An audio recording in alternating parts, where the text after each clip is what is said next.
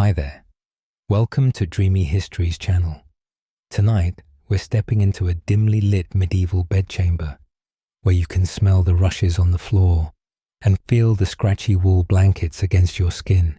You're a young woman on your wedding night, but instead of privacy with your new husband, there's a crowd of church officials, family members, and local gossips gathered outside your door, waiting to inspect your bed linens in the morning. And trust me, if those sheets don't show exactly what they're expecting to see, your life is about to become a living nightmare that would make modern reality TV look tame. So, before you get comfortable, take a moment to like the video and subscribe, but only if you genuinely enjoy what I do here. I'd love to know where you're listening from tonight. Drop your location and local time in the comments below. Whether you're in bustling New York at midnight or sunny Sydney at lunchtime, we're all gathering here to explore the bizarre world our ancestors navigated. Let's settle in and get started. You wake to insistent knocking at your chamber door.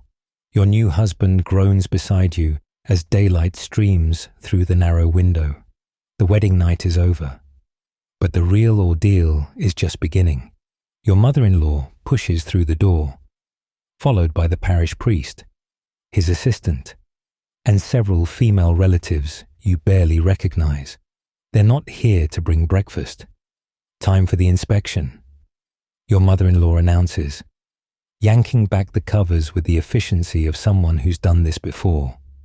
You scramble to cover yourself with your shift as the priest's assistant begins examining the bed linens with disturbing intensity. He holds them up to the light, searching for specific stains that will prove your virginity has been properly surrendered and the marriage legitimately consummated. This isn't some remote village tradition. This is standard practice across medieval Europe, from peasant hovels to noble castles.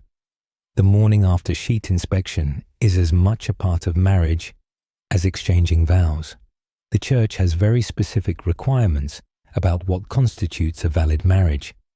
And surprisingly, saying "I do" is just the beginning. Your sheets are scrutinized like evidence in a crime scene. Too much blood might suggest violence, grounds for annulment. Too little might indicate you weren't actually a virgin, grounds for returning you to your father in disgrace. No evidence of consummation at all. The marriage doesn't legally exist, and you might find yourself in a convent by sunset. The priest nods approvingly at whatever he sees and begins recording details in his ledger. Yes, there's paperwork involved. The church keeps meticulous records of these inspections, partly for legal purposes, and partly because medieval clergy are surprisingly obsessed with other people's bedroom activities. Historians still argue whether this bureaucratic voyeurism stemmed from genuine religious concern or simply gave celibate priests a sanctioned outlet for their curiosity. You're allowed to dress while the linens are carefully folded and stored. In some regions, these sheets will be paraded through the town square later today, announcing to everyone that you've successfully transitioned from maiden to wife. The blood-stained fabric might even be preserved as a family heirloom. Imagine explaining that to future generations at Thanksgiving. But the inspection isn't over.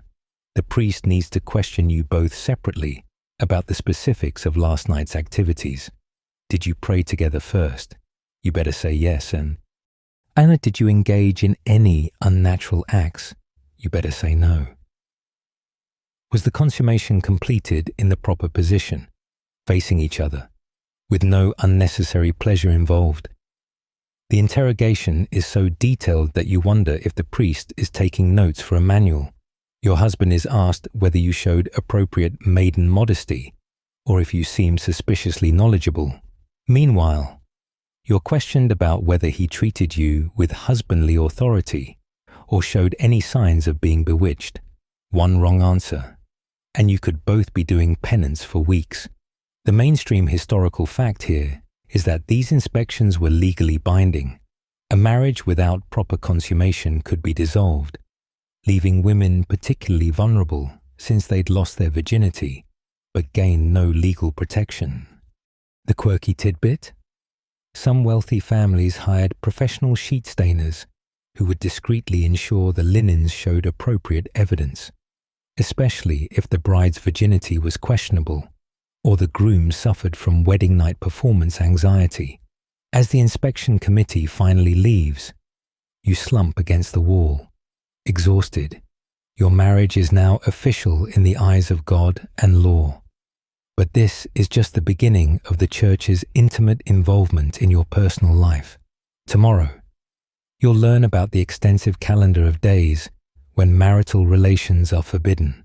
Next month, you'll discover what happens when your natural bodily functions make you unclean. In the eyes of society, the priest's parting words echo in your ears. Remember, wife, your body belongs to your husband now, but both your souls belong to God. You're beginning to understand that in medieval Europe, even your most private moments are subject to public scrutiny and religious regulation. The cramping in your belly tells you what's coming before you even check your linens. You've been married 3 months now, and you're starting to understand the monthly rhythm of isolation that governs your life. As you reach for the special rags you keep hidden in a chest, you mentally prepare for another week of being treated like a walking contamination. Your husband notices your movements and immediately takes 3 steps back. "Is it your time?" he asks. Already knowing the answer, you nod and watch as he crosses himself reflexively. By sunset, the entire household will know, and you'll be relegated to the corners of your own home like a leper. The transformation is immediate. Your mother-in-law appears with the monthly supplies, rough cloth strips, a separate eating bowl marked with a red X, and the dreaded isolation shift, a coarse garment that announces your condition to anyone who sees you. You know the rules. She reminds you, as if you could forget. No entering the church, no touching holy water, no preparing food, no handling anything that your husband might later touch, and absolutely, under no circumstances, no physical contact with your spouse. You're not even supposed to look at religious images, lest your unclean gaze somehow defile them. Last month, you accidentally glanced at the small shrine in the corner while passing through the main hall, and the priest made you do penance for 3 days. The mainstream historical record confirms that menstruating women were barred from churches across medieval Europe. But the quirky detail that often gets overlooked. Some regions believed that a menstruating woman's touch could turn wine sour, make crops fail, and cause swords to rust. The isolation isn't just spiritual, it's devastatingly practical. You can't help with the harvest. Even though every hand is desperately needed, you can't attend your sister-in-law's wedding feast next week if your flow hasn't ended. You certainly can't visit the market, where your mere presence might spoil the merchant's goods. One chronicler from the period wrote that bees would abandon their hives if a menstruating woman walked past, though historians still argue whether people genuinely believed this or if it was just another excuse to control women's movements. Your designated corner of the house has been prepared with straw that will be burned after your time ends. You settle onto the uncomfortable pile, trying to ignore the way servants avert their eyes when bringing your meals. They leave the food at a safe distance, forcing you to retrieve it yourself. The bowl must be washed separately from all other dishes, preferably in running water that will carry away the contamination. But here's where it gets truly bizarre. Despite being considered too unclean to enter a church, you're simultaneously believed to possess strange powers during this time. Your neighbor whispers through the window that her husband wants you to walk through their field tonight, not because he's charitable, but because some folk beliefs claim menstrual blood can actually protect crops from hail. Your poison and protection, curse and cure, all wrapped up in contradictions that no one seems to question. The physical discomfort is bad enough without the social stigma. You're not allowed to take proper baths during your flow. That might spread the contamination through the water. Instead, you make do with careful spot cleaning using designated rags that will also be burned. The herbal remedies your grandmother taught you for cramps must be prepared by someone else. Since you can't touch the healing plants without ruining their potency, your husband sleeps in the main hall now, as far from your contamination as possible. Marital relations during menstruation aren't just discouraged. They're considered a mortal sin that could result in deformed children or, according to some priests, leprous offspring.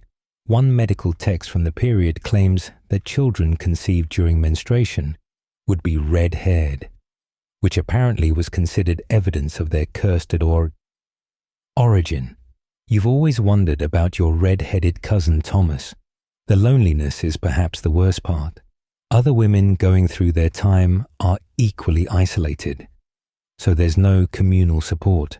You sit in your corner, working on the only tasks still permitted to you, spinning thread or mending clothes that belong to you alone. Even your needle and thread must be kept separate from the household supplies. On the fourth day, a traveling merchant stops at your door selling purification salts, guaranteed to shorten your time of uncleanliness. Your mother-in-law is tempted. Every day you're isolated is another day of lost labor.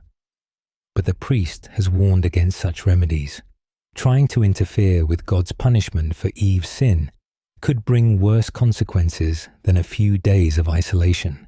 You overhear the merchant telling your husband about cities where women wear special badges during their time, like the ones Jews and prostitutes must display.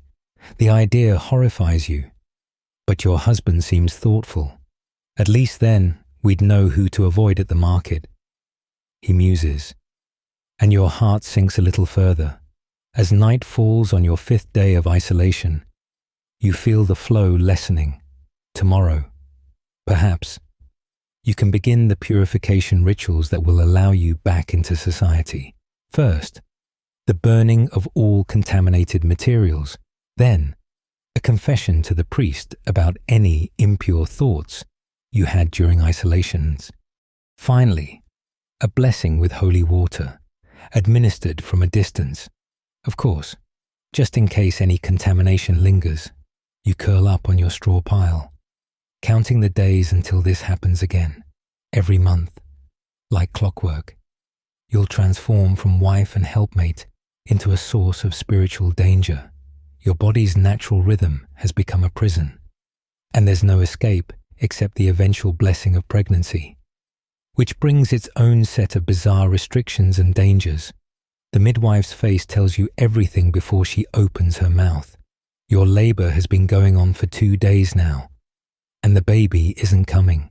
She's tried repositioning you, massaging your belly with blessed oils, even placing eagle stones on your swollen abdomen, those mysterious rocks that supposedly contain smaller stones inside, mimicking pregnancy.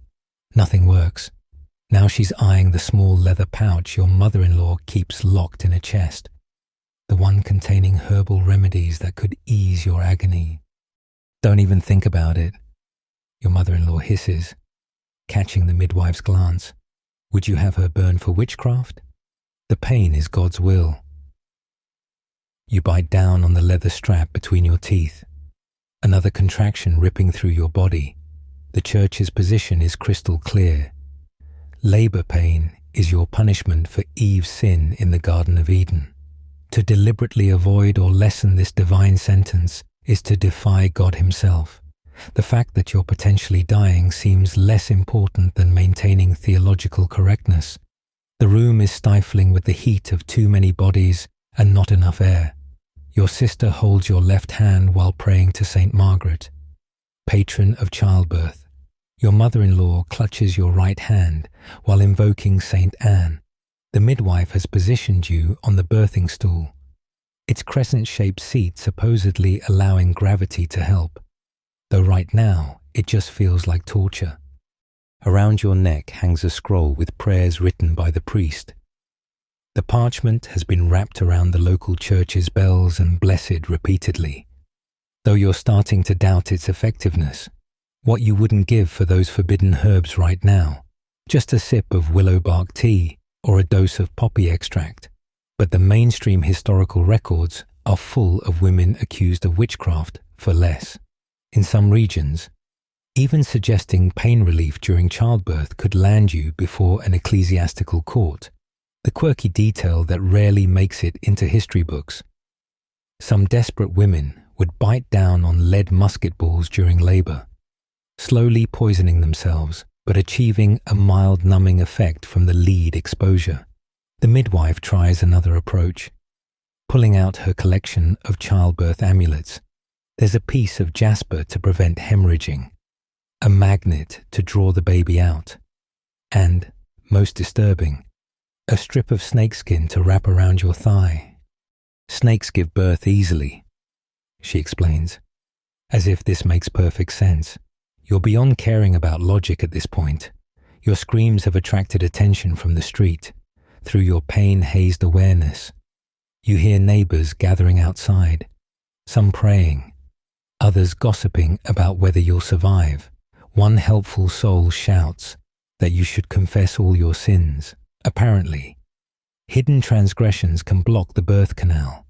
You try to think of anything you haven't already confessed during these 2 days of agony. Did you have an envious thought about your neighbor's new cloak? Was there that time you ate an extra honey cake during Lent? The bells, someone cries, and you hear the church bells beginning to ring. The priest has agreed to have them rung to ease your labor, though he's charging your husband a pretty penny for the service. The sound is supposed to drive away demons that might be keeping the baby trapped inside. Historians still argue whether this practice was based on genuine belief in demonic interference or simply gave the community a way to feel helpful during a crisis they couldn't otherwise influence. Between contractions, the midwife shares horror stories of other births, apparently thinking this will somehow help. There was the woman who dared to drink chamomile tea during labor and whose baby was born with a devil's mark.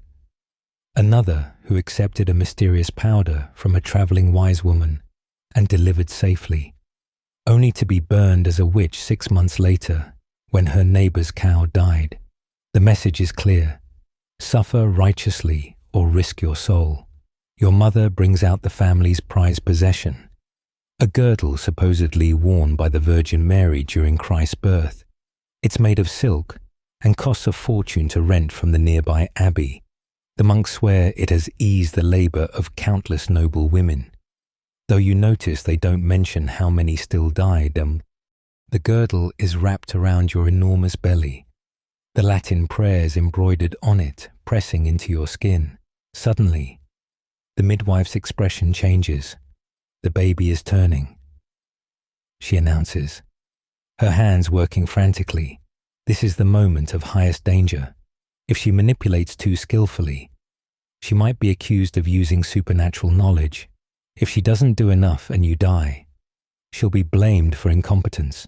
It's a delicate balance between appearing naturally gifted and avoiding suspicion of dark arts. Push now, she commands, and you bear down with whatever strength remains. The pain is beyond description, a tearing sensation that makes you understand why so many women don't survive this ordeal. Your vision blurs, darkness creeping in at the edges. Someone is shouting about seeing the head, but it sounds very far away. Then, suddenly, a new voice joins the cacophony, the high, angry wail of your baby, and the relief is overwhelming, but it's quickly replaced by new anxieties. Is the child whole? Does it bear any marks that might suggest conception during menstruation or other sins? The midwife cuts the cord with a blade that's been blessed 7 times, then immediately checks the baby for signs of demonic influence. Extra fingers, unusual birthmarks, or a caul over the face. A healthy girl, she announces, and the room erupts in mixed reactions. Joy that you've both survived. Disappointment that it's not the male heir your husband needs. You're too exhausted to care. reaching for your daughter with trembling arms. She's perfect. Despite being born into a world that already sees her as lesser, as you hold your baby for the first time, the midwife begins preparing for the afterbirth, warning that this too can be dangerous if not handled properly. The placenta must be buried in a specific way to prevent witches from using it in spells on. Your milk won't come in for days, so the baby will be given to a wet nurse who's been carefully vetted for moral purity. You've survived childbirth without pain relief, without proper medical care, and without the herbal remedies that could have saved you hours of agony, all to avoid the taint of witchcraft.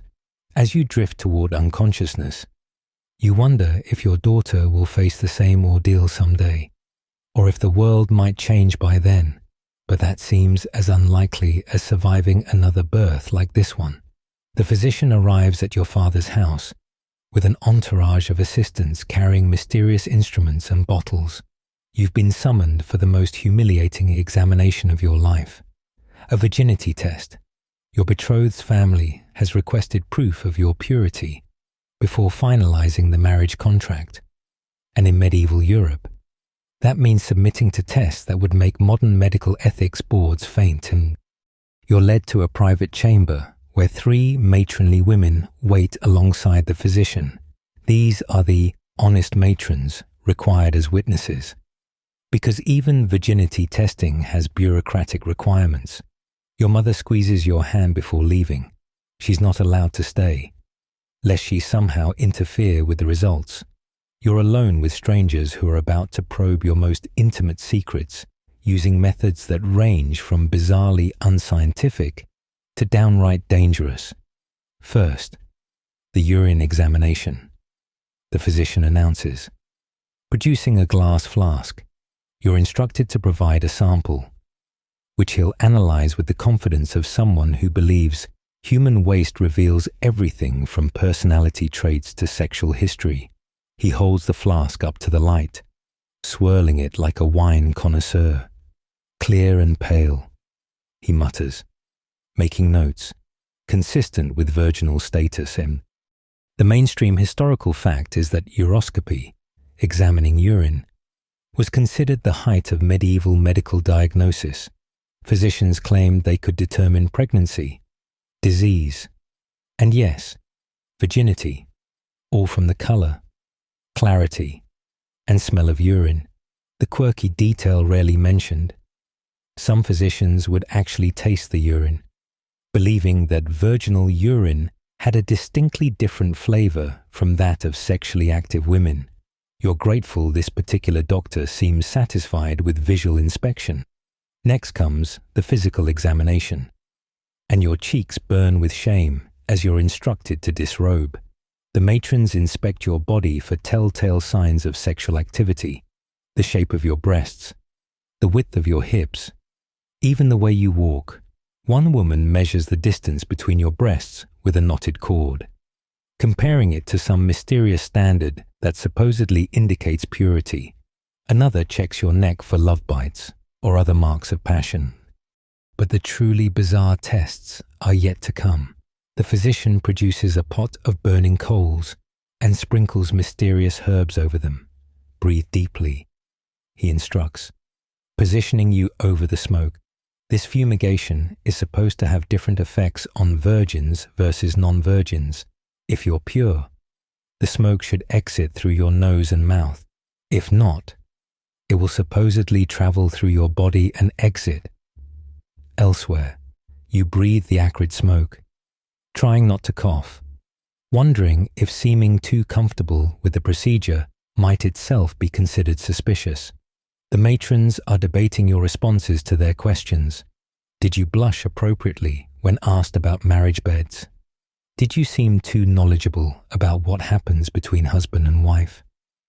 One woman insists that true virgins can't look directly at images of coupling animals without fainting.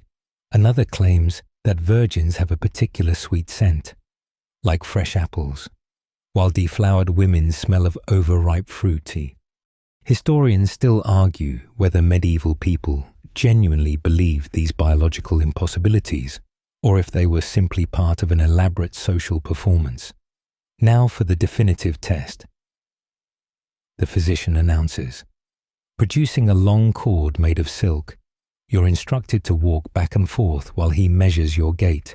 Apparently, virgins walk with their thighs closer together, taking smaller, more delicate steps. You try to remember how you normally walk, but self-consciousness makes every movement feel artificial, too mincing, and you might seem like you're overcompensating, too confident, and you might appear experienced. The next test involves sitting on a special stool with herbs burning underneath.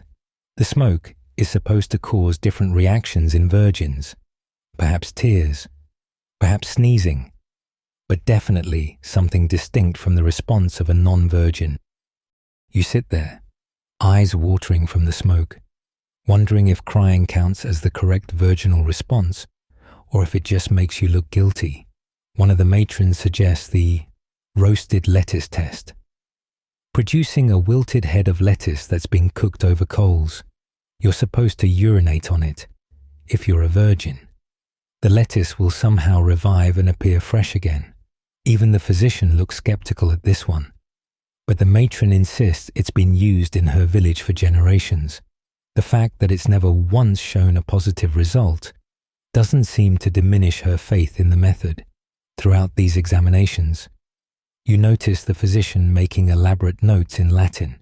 He's not just recording results, he's creating a legal document that will follow you for the rest of your life. If he declares you virginal, the certificate will be part of your marriage contract, and if not, you'll be returned to your father in disgrace, your marriage prospects ruined, possibly facing a convent or worse. The most terrifying test is saved for last. The physician produces a small piece of what he claims is ground unicorn horn, likely narwhal tusk. Though you don't know that, mixed with wine, it's supposed to react differently in the stomach of a virgin. You drink the gritty mixture, praying it's not poisonous, while everyone watches for signs of something. No one seems quite sure what they're looking for, but they're all very intent on finding it. After what feels like hours, the physician confers with the matrons. They whisper among themselves, occasionally glancing at you with expressions that reveal nothing. Your fate hangs on their interpretation of pseudoscience and superstition. Finally, the physician turns to you with a solemn nod. The signs are favorable. He announces, your purity is confirmed. Relief floods through you, followed quickly by anger. You've been poked, prodded, fumigated, and humiliated, all to prove something that should have been taken on your word. But in medieval society, a woman's word about her own body carries less weight than the color of her urine or the width of her gait. As you're finally allowed to dress and leave, you overhear one of the matrons admitting to another that she's never seen any of these tests actually reveal a non-virgin. But, she adds with a shrug, the families expect the ceremony. It's tradition. You realize then that everyone might know these tests are meaningless, but the performance must continue. The real test isn't of your virginity. It's of your willingness to submit to whatever humiliating ordeal society demands. Your marriage can proceed now, backed by official documentation of your purity, but you can't help wondering what would have happened if the physician had decided differently. Would different colored urine or a wider gait have condemned you to life as a social pariah? The arbitrary nature of your escape makes the relief feel hollow. The confession is going well until the priest asks the question that makes your blood run cold. And have you been dutiful in the marriage bed, daughter, following God's design for proper union? You kneel in the dim confessional, picking at the rough wood with your fingernails, knowing that your answer could mean weeks of penance or worse. Last Tuesday, in a moment of passion, you and your husband had tried something different, nothing dramatic, just not the position sanctified by the church. Father, you begin. But he's already launching into the familiar lecture. The church has exactly one approved position for marital relations: man on top, woman beneath, facing each other, with no unnecessary movement or enjoyment. Anything else is considered sodomy, a term so broadly applied it covers everything from actual sodomy to simply being on top of your husband. The penalties range from 3 years of penance for dorsal intercourse, what later centuries would call doggy style, to 7 years for the wife taking the superior position. You shift uncomfortably on your knees, remembering how your husband had laughed when you'd worried about sin afterward. What the priest doesn't know won't hurt us, he'd said. But here you are, faced with the choice between lying in confession, a mortal sin, or admitting to acts that could see you both doing public penance, possibly including standing outside the church in sackcloth while the congregation files past. The mainstream historical record confirms that medieval penitentials, handbooks for confessors, contained exhaustively detailed lists of sexual positions and their corresponding penances. But here's the quirky detail often overlooked.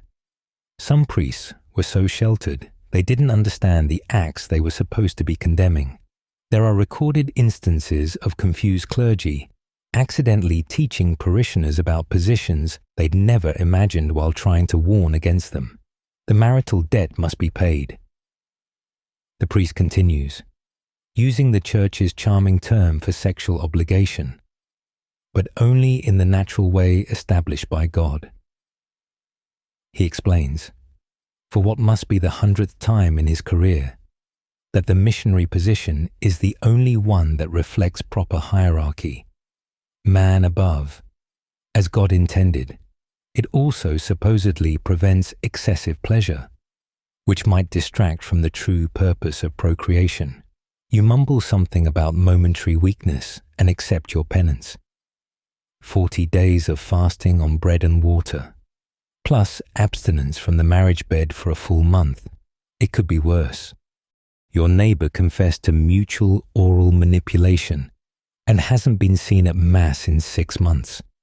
The penance was so severe, historians still argue whether these extreme penances were regularly enforced or if they were more like theoretical maximums, similar to how modern laws might technically prescribe life sentences for crimes that usually get probation. Walking home, you pass the pillory where a couple stands in shame, placards around their necks reading "Unnatural Congress." Their crime, being caught in their own barn with the woman on top. Someone had seen them through a crack in the wall and reported them to the church courts. Now they're spending 3 days in public humiliation, with rotten vegetables occasionally thrown their way by the more righteous citizens. Your mother is visiting when you arrive home, and she can tell from your face that confession didn't go well. Over weak ale, wine would be too celebratory for someone under penance. She shares her own wisdoms. The trick, she whispers, is to always keep a candle burning. If you can't see clearly what you're doing, you can't be held fully responsible for accidental variations. This is actually terrible theological advice, but it's kept her marriage interesting for 20 years. The real challenge comes that night when your husband reaches for you in bed. I can't. You explain about the month-long abstinence. He groans in frustration, then brightens. What if we just lie very still? Surely that wouldn't count as congress. You're tempted. But the priest was very clear. No physical intimacy whatsoever, even kissing with concupiscent intent.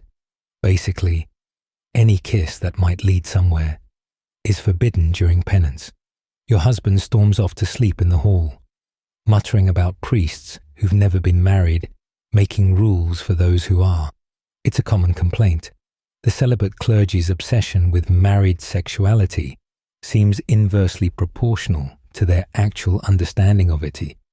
They've created a system where the most natural expressions of marital affection are criminalized. while simultaneously insisting that denying your spouse the marital debt is also a sin. It's an impossible balance. 3 weeks into your penance, a traveling merchant stops at your door selling marital aids approved by the Bishop of Prague. You're curious despite yourself. The items turn out to be wooden blocks of various heights, designed to ensure proper missionary positioning, even when couples have significant height differences, guaranteed to maintain ecclesiastical compliance. The merchant promises. You almost laugh at the absurdity. The church has inadvertently created a market for sex furniture. Your sister visits and confides her own struggles. Her husband has been reading translated Arabic texts on lovemaking, filled with positions and techniques that would make your priest faint. He says the Saracens know secrets of pleasure we've forgotten. She whispers, but I'm terrified we'll be caught. The irony isn't lost on you. While Christian Europe restricts marital sexuality to its most basic form, other cultures are developing sophisticated erotic literature. Near the end of your penance, you attend a church court session where a couple is being tried for excessive fondness. Their crime. Neighbors reported hearing laughter and joyful noises from their bedchamber, suggesting they were enjoying the act rather than simply fulfilling procreative duty. The wife breaks down crying as she's questioned about whether she's ever experienced involuntary spasms of pleasure. The court scribe diligently records every humiliating detail. Finally, your penance ends. You've subsisted on bread and water, avoided your husband's touch, and prayed for forgiveness for the terrible sin of briefly being on top. Your husband welcomes you back to the marriage bed with visible relief, though you both carefully maintain proper positioning. The passion has been replaced by cautious compliance. As you lie there afterward, staring at the ceiling while your husband snores, you think about the absurdity of it all. The same church that commands you to be fruitful and multiply has made the act itself so fraught with rules and restrictions that it's a wonder anyone manages to conceive. Every movement must be calculated, every moment of pleasure suppressed, every variation confessed and punished. But perhaps that's the point. By making even marital sexuality a minefield of potential sin, the church ensures its continued relevance in the most private aspects of life.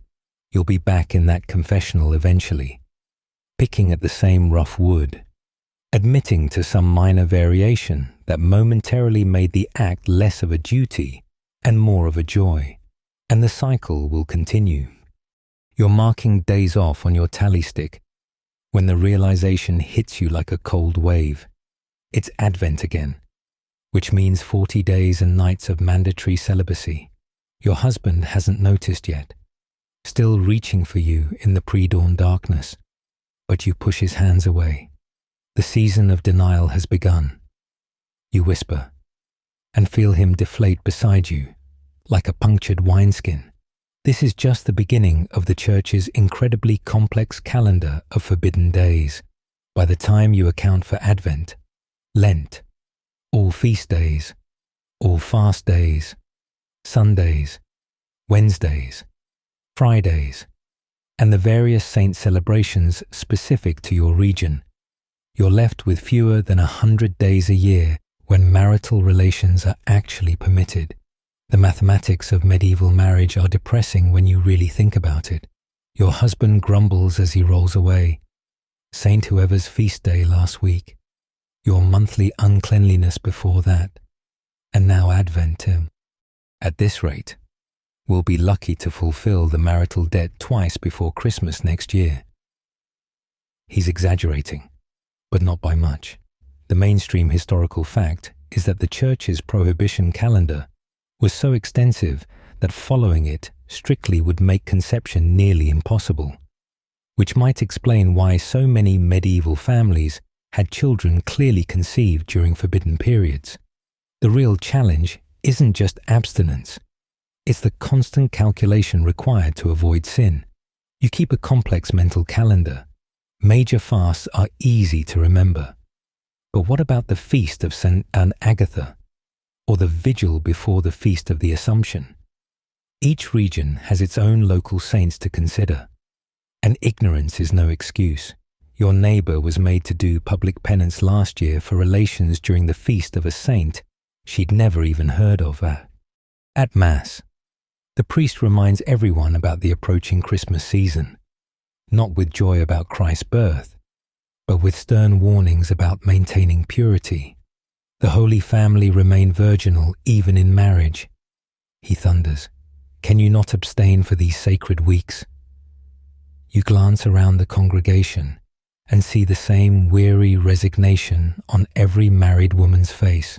The quirky historical detail, rarely mentioned, is that some parishes actually posted guards outside homes during major holy seasons to ensure compliance, though historians still argue whether this was about religious devotion or just spectacular levels of community nosiness. Your mother-in-law arrives for an extended visit, which adds another layer of complexity. Traditional wisdom says relations are forbidden when relatives are staying under your roof.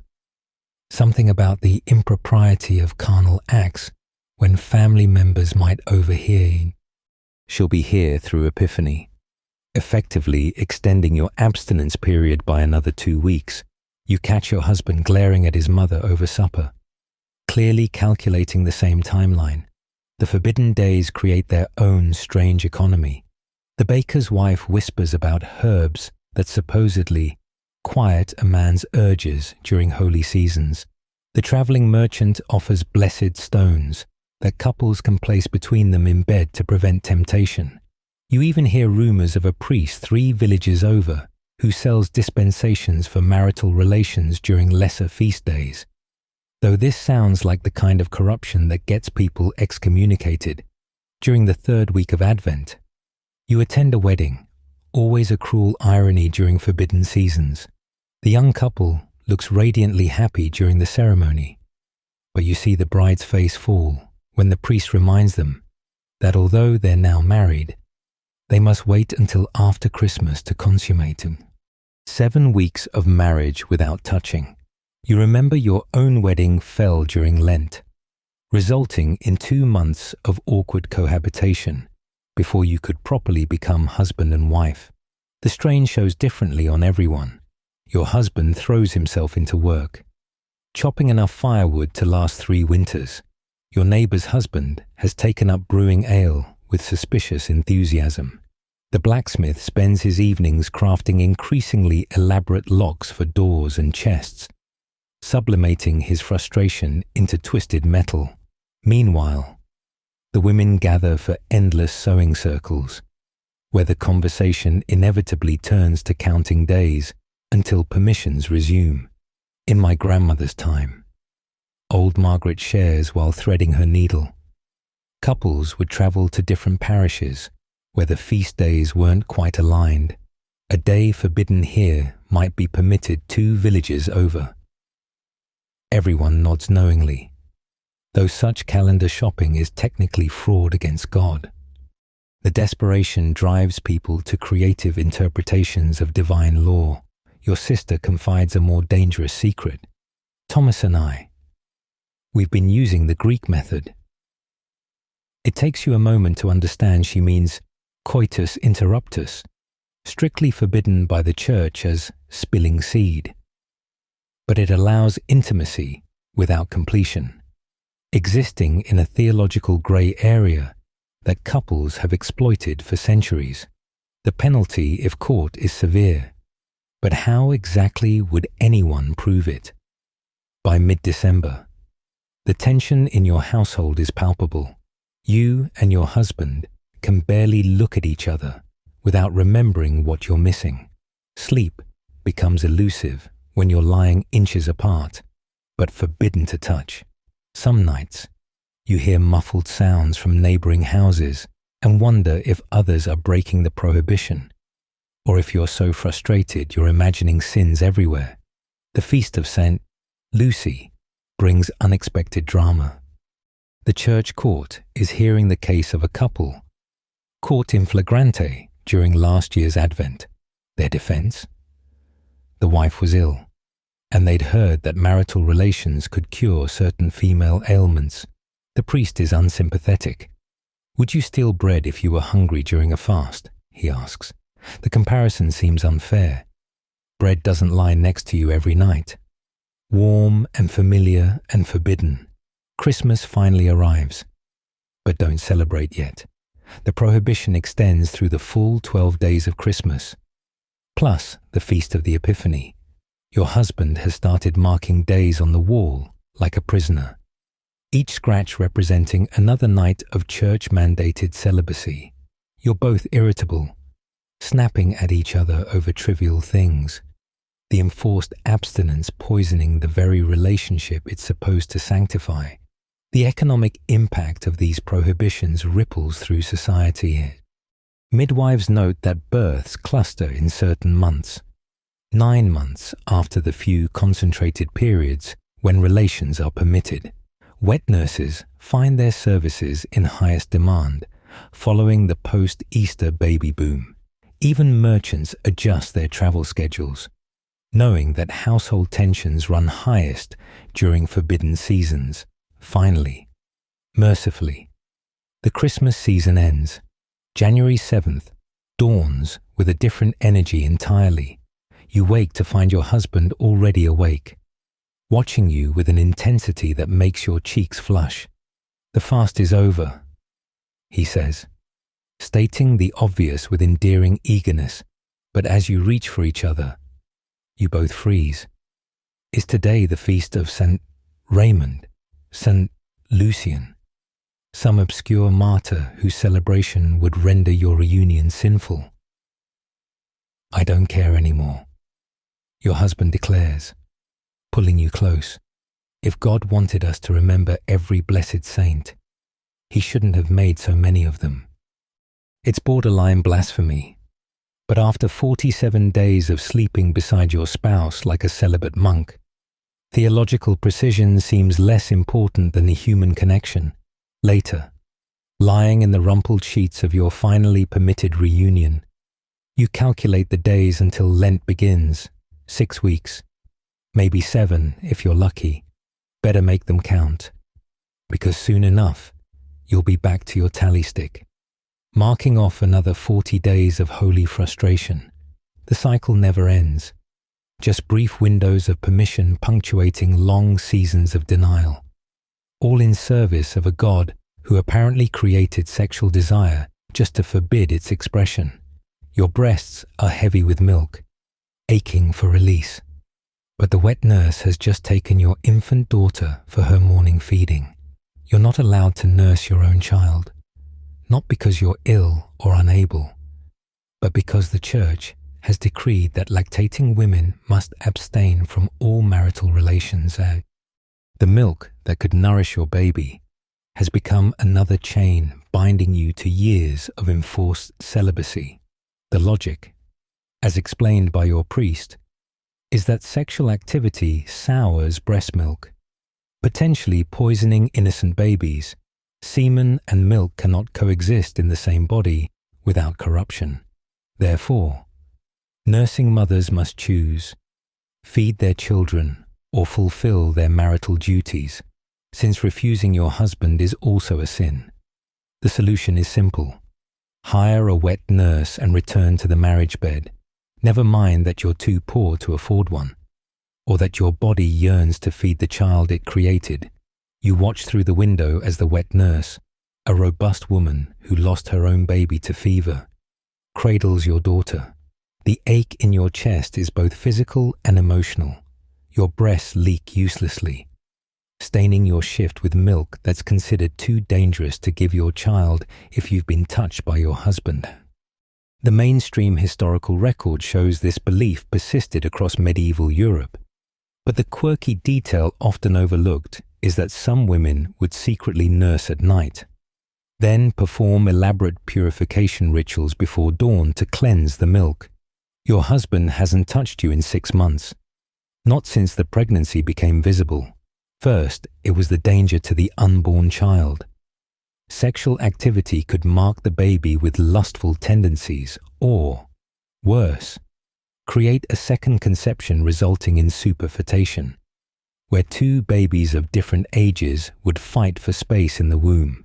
Now, it's the nursing prohibition that will extend your celibacy for at least 2 more years, possibly 3 if you follow the church's full recommendations. The wet nurse finishes feeding and returns your daughter. Now, drowsy and content, you hold her close, breathing in her milky scent, trying not to resent the strange woman who provides what you cannot. Your mother arrives for her daily visit, finding you in tears. "Still leaking?" she asks sympathetically, handing you fresh binding cloths. The process of drying up your milk is painful and unnatural, acting against every instinct your body possesses.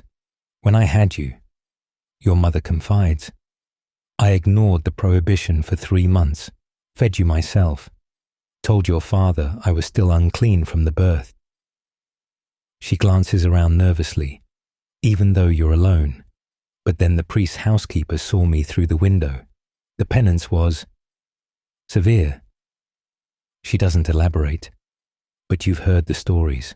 Women forced to stand barefoot in the snow outside church, babies in their arms, confessing their sin of feeding their own children while sexually active.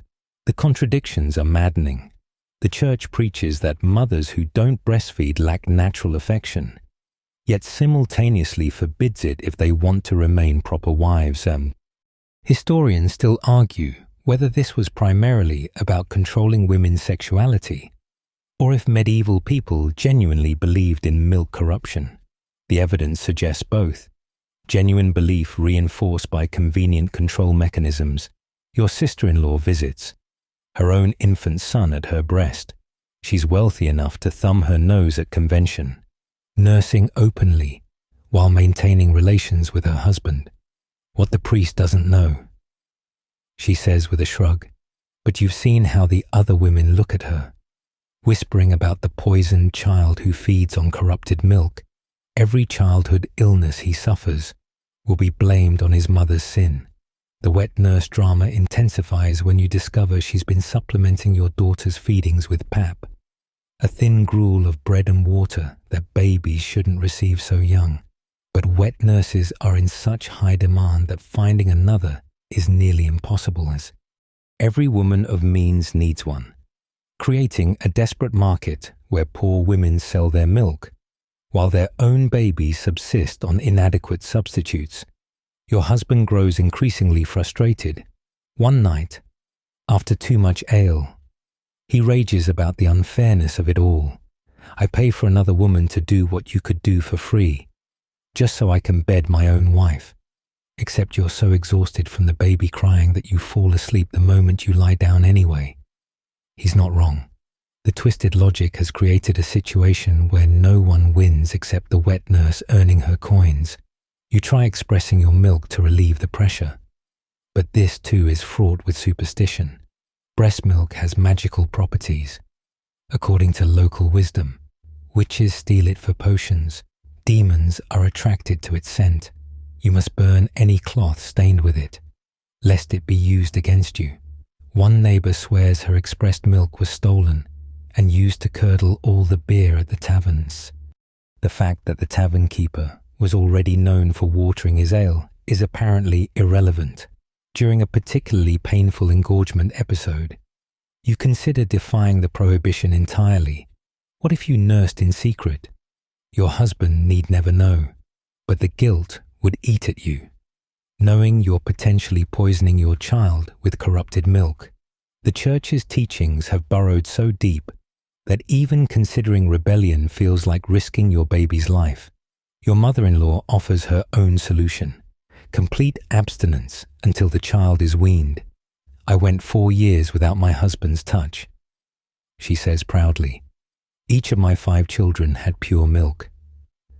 The mathematics are staggering. 20 years of marriage, perhaps 5 years of actual marital relations. No wonder she looks at your husband with such bitterness. The local midwife shares a different perspective during your monthly check on. "In my grandmother's village," she whispers, Couples would perform the act but avoid completion. The milk only sours if the man's seed enters the woman. This theological hair-splitting is common. Desperate couples finding loopholes in divine law, but the risk remains: one slip, one moment of passion overcoming control, and your milk becomes poison. You attend the churching ceremony of a neighbor, the ritual purification that allows women back into sacred spaces after childbirth. She's chosen not to breastfeed at all, dried her milk immediately to return to her wifely duties. The other women whisper about her unnatural choice, but you understand the desperation. 2 years of celibacy in exchange for feeding your child yourself. The calculation breaks differently for everyone. Your daughter thrives under the wet nurse's care, growing plump and rosy. You should be grateful. But every smile she gives her milk mother feels like a small betrayal. Your body made perfect food for her, yet society deems it too dangerous to provide. The wet nurse mentions casually that she's still feeding her own toddler as well. Apparently, her milk isn't corrupted by the coin she earns, only by marital relations. Late at night, your husband sleeps beside you, carefully maintaining distance. Your breasts ache. Your body yearns for both the baby it can't feed and the husband it can't touch. You're caught between two biological imperatives, both forbidden by the same church that preaches the sanctity of motherhood and marriage. Tomorrow, you'll bind your breasts again, take the herbs that dry milk, and watch another woman feed your child. You'll count the months until weaning, 18 more. If the baby stays healthy, your husband will count them too, marking time until his wife returns to him. And somewhere, celibate men in stone monasteries will debate whether it's 3 years or 4 that milk remains corrupted after weaning, never wondering what their theology costs the families trying to live by it. The bathhouse looms before you, steam rising from its chimneys like incense from a corrupt altar. You need this bath. It's been 3 weeks since you've had more than a basin wash, and your skin feels like it's crawling with invisible creatures. But stepping through those doors means risking your reputation, possibly your marriage, and definitely your standing in the church. Medieval bathhouses occupy a strange position, necessary for hygiene, condemned for immorality, and frequented by everyone who can afford them. You pull your cloak tighter, checking that your face is properly covered. The last thing you need is recognition by the wrong person. Your neighbor was seen entering a bathhouse last month, and she hasn't heard the end of it, eh? Bathhouse Betty. They call her now, with all the implications that nickname carries. Never mind that she went to treat her aching joints in the court of public opinion. She's already been tried and convicted of seeking carnal pleasures. Inside, the attendant eyes you suspiciously. Respectable women's hours. You say quickly, producing your coins. She nods toward a changing area separated by a thin curtain.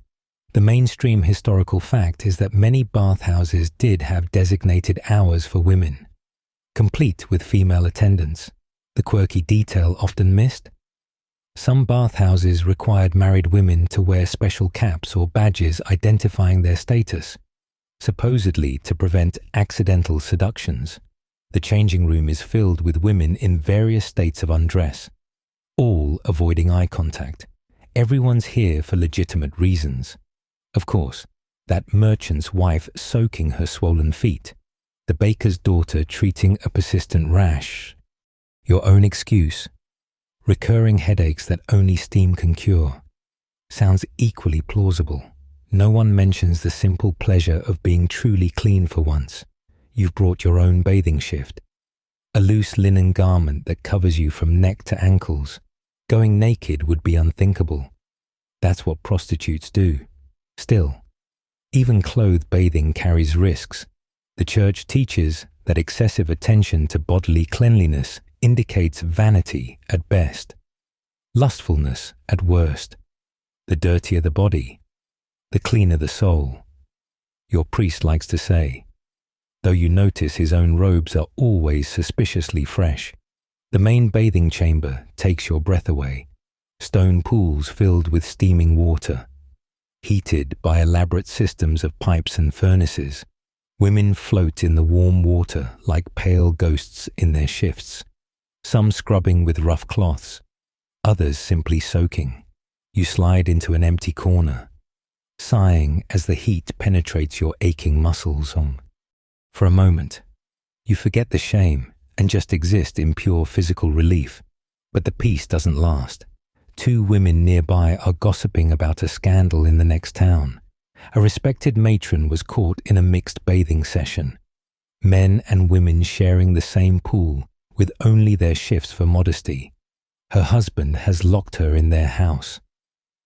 One whispers, says he'll never trust her again. The other nods knowingly. Once a woman develops a taste for bathhouse pleasures, you scrub harder, trying to finish quickly. The longer you stay, the more suspect your motives become. But the soap seller approaches with her wares, real soap, not the harsh lye and ash mixture you make at home. The temptation is too much. You purchase a small cake scented with herbs, probably worth more than your husband earns in a day.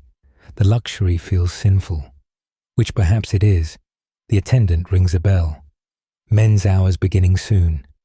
Women scramble for the changing areas, no one wanting to risk even accidental proximity to male bathers. You've heard stories of bathhouses where the sexes mingle freely, but those are in decadent cities, not your God-fearing town. Historians still argue whether medieval bathhouses were really the dens of iniquity that moralists claimed, or if the sexual panic was mostly projection by celibate clergy. Dressing in your damp clothes is miserable, but staying to dry properly would mean lingering too long. You're wringing water from your hair when commotion erupts outside. The priest has arrived with several church officers, here for one of their inspection visits.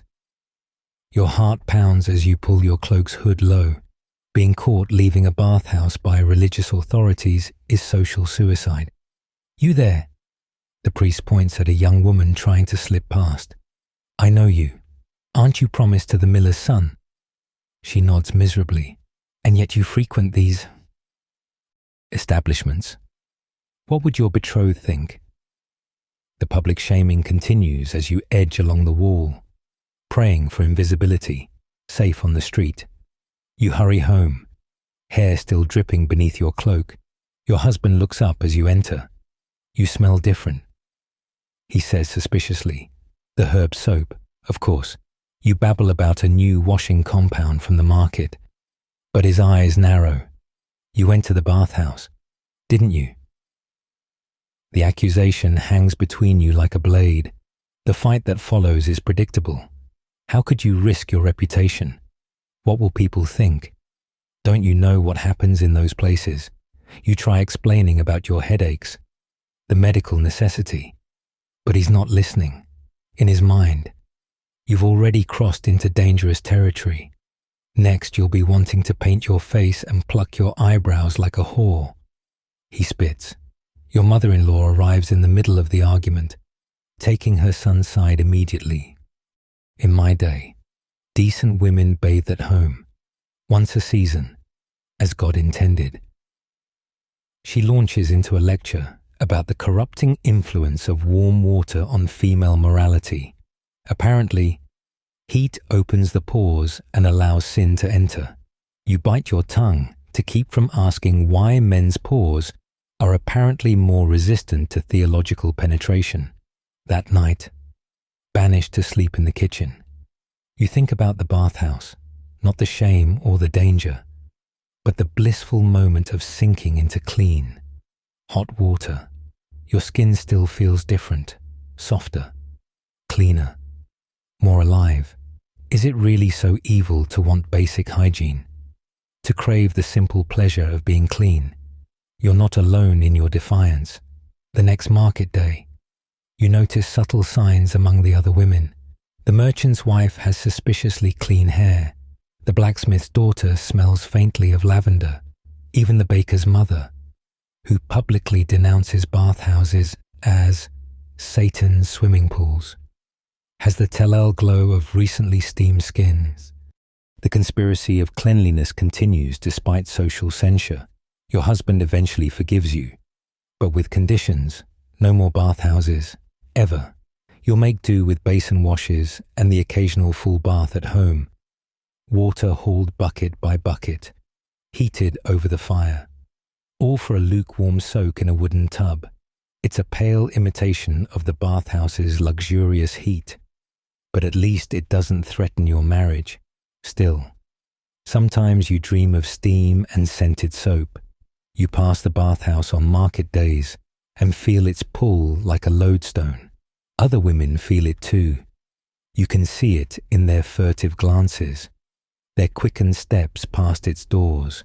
The bathhouse stands as a monument to forbidden pleasure, offering cleanliness at the cost of reputation, health at the price of moral standing. The real tragedy is that this forced choice between hygiene and virtue contributes to the very diseases the Church claims to abhor. Skin conditions flourish in unwashed bodies. Infections spread through populations too frightened of social judgment to properly cleanse themselves. But perhaps that's the point.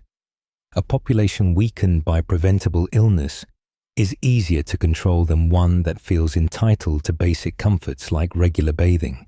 The midwife holds up a bottle of your husband's urine to the morning light, swirling it like she's divining the future, which, in a way, she is. "See how it pulls to the left?" she announces. "Your next child will certainly be male. The father's water never lies."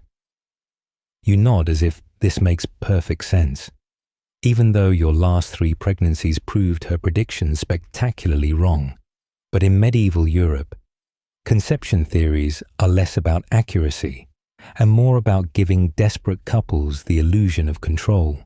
Your husband beams at the diagnosis, already planning for his heir.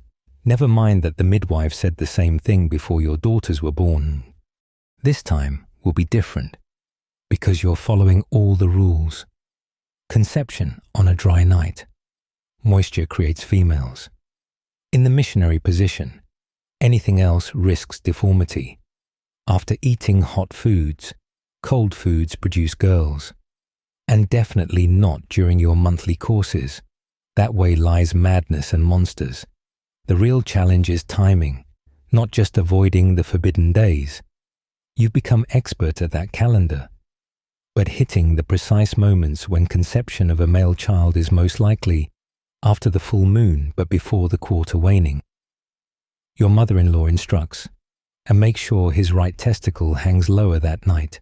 The boy seed comes from the right side. You don't ask how you're supposed to verify testicular positioning in the dark. The mainstream historical belief was that men carried 2 types of seed, one in each testicle, right for boys, left for girls, and some desperate fathers would actually tie off their left testicle before intercourse, a practice that led to some spectacular medical emergencies, the quirky detail rarely mentioned. There was a thriving market in conception mirrors, polished metal surfaces couples would use to ensure they were facing exactly east during the act. Since everyone knew boys were conceived facing the rising sun, your neighbor shares her own success story. 7 daughters, then finally a son. I made him eat nothing but rooster meat for a month. She confides, and I kept dried hare's womb under our mattress. Works every time. The fact that it demonstrably didn't work the first 7 times doesn't dampen her enthusiasm. Hope makes believers of us all. The physician your husband consults has different theories. He's been reading Arabic texts translated by monks who definitely weren't supposed to be studying infidel medicine. The womb has 7 chambers. He explains with scholarly authority and explains, 3 on the right for males, 3 on the left for females, and 1 in the center for hermaphrodites. The key is angling the sea correctly during intercourse. He sells your husband a special wedge to place under your hips, guaranteed to direct the seed rightward. But wait, there's more. The moon phase matters, but so does the woman's temperament. Hot, dry women produce sons. Cold, moist women birth daughters. You submit to having your humors tested monthly. Too much black bile? Eat spicy foods. Excess phlegm? Avoid dairy. The fact that your fundamental temperament can't actually change doesn't stop the prescriptions. You choke down peppered wine and ginger root until your stomach rebels. Your sister arrives with news of the latest conception theory making rounds in the capital. The moment of climax determines everything. She whispers. If the woman peaks first, it's a girl. If the man finishes first, a boy. This creates its own set of problems. Since acknowledging female pleasure is borderline heretical, how can you prevent something the church insists doesn't exist? The local wise woman offers a different approach, positioning based on celestial alignment, Saturn in the house of Mars, left side conception only, Jupiter ascending. The woman must be on top. Theological prohibitions be damned. She provides charts so complex, they make liturgical calendars look simple. You're essentially trying to conceive while solving astronomical equations. Historians still argue whether medieval people truly believed these theories or just clung to them from desperation. The evidence suggests both. Your husband knows intellectually that his friends with multiple sons also have daughters, that the methods clearly don't always work, but when you're facing societal pressure for an heir, even absurd hope beats resignation. The real tragedy emerges when these theories fail. Your friend Martha followed every rule, every superstition, every medical directive when she birthed her fourth daughter. Her husband accused her of deliberately sabotaging conception. You must have thought cold thoughts, he raged, or moved wrongly at the crucial moment. The blame always falls on the woman, never on the theories themselves. The most dangerous beliefs involve what happens when you conceive wrongly. Children born from rear entry positions will supposedly walk backward. Those conceived during menstruation emerge leprous. Full moon conception creates lunatics. Your cousin's simple-minded son is whispered to be the result of conception during a church feast day. No one mentions that half the village was likely conceived during forbidden times, yet most turned out fine. You try everything.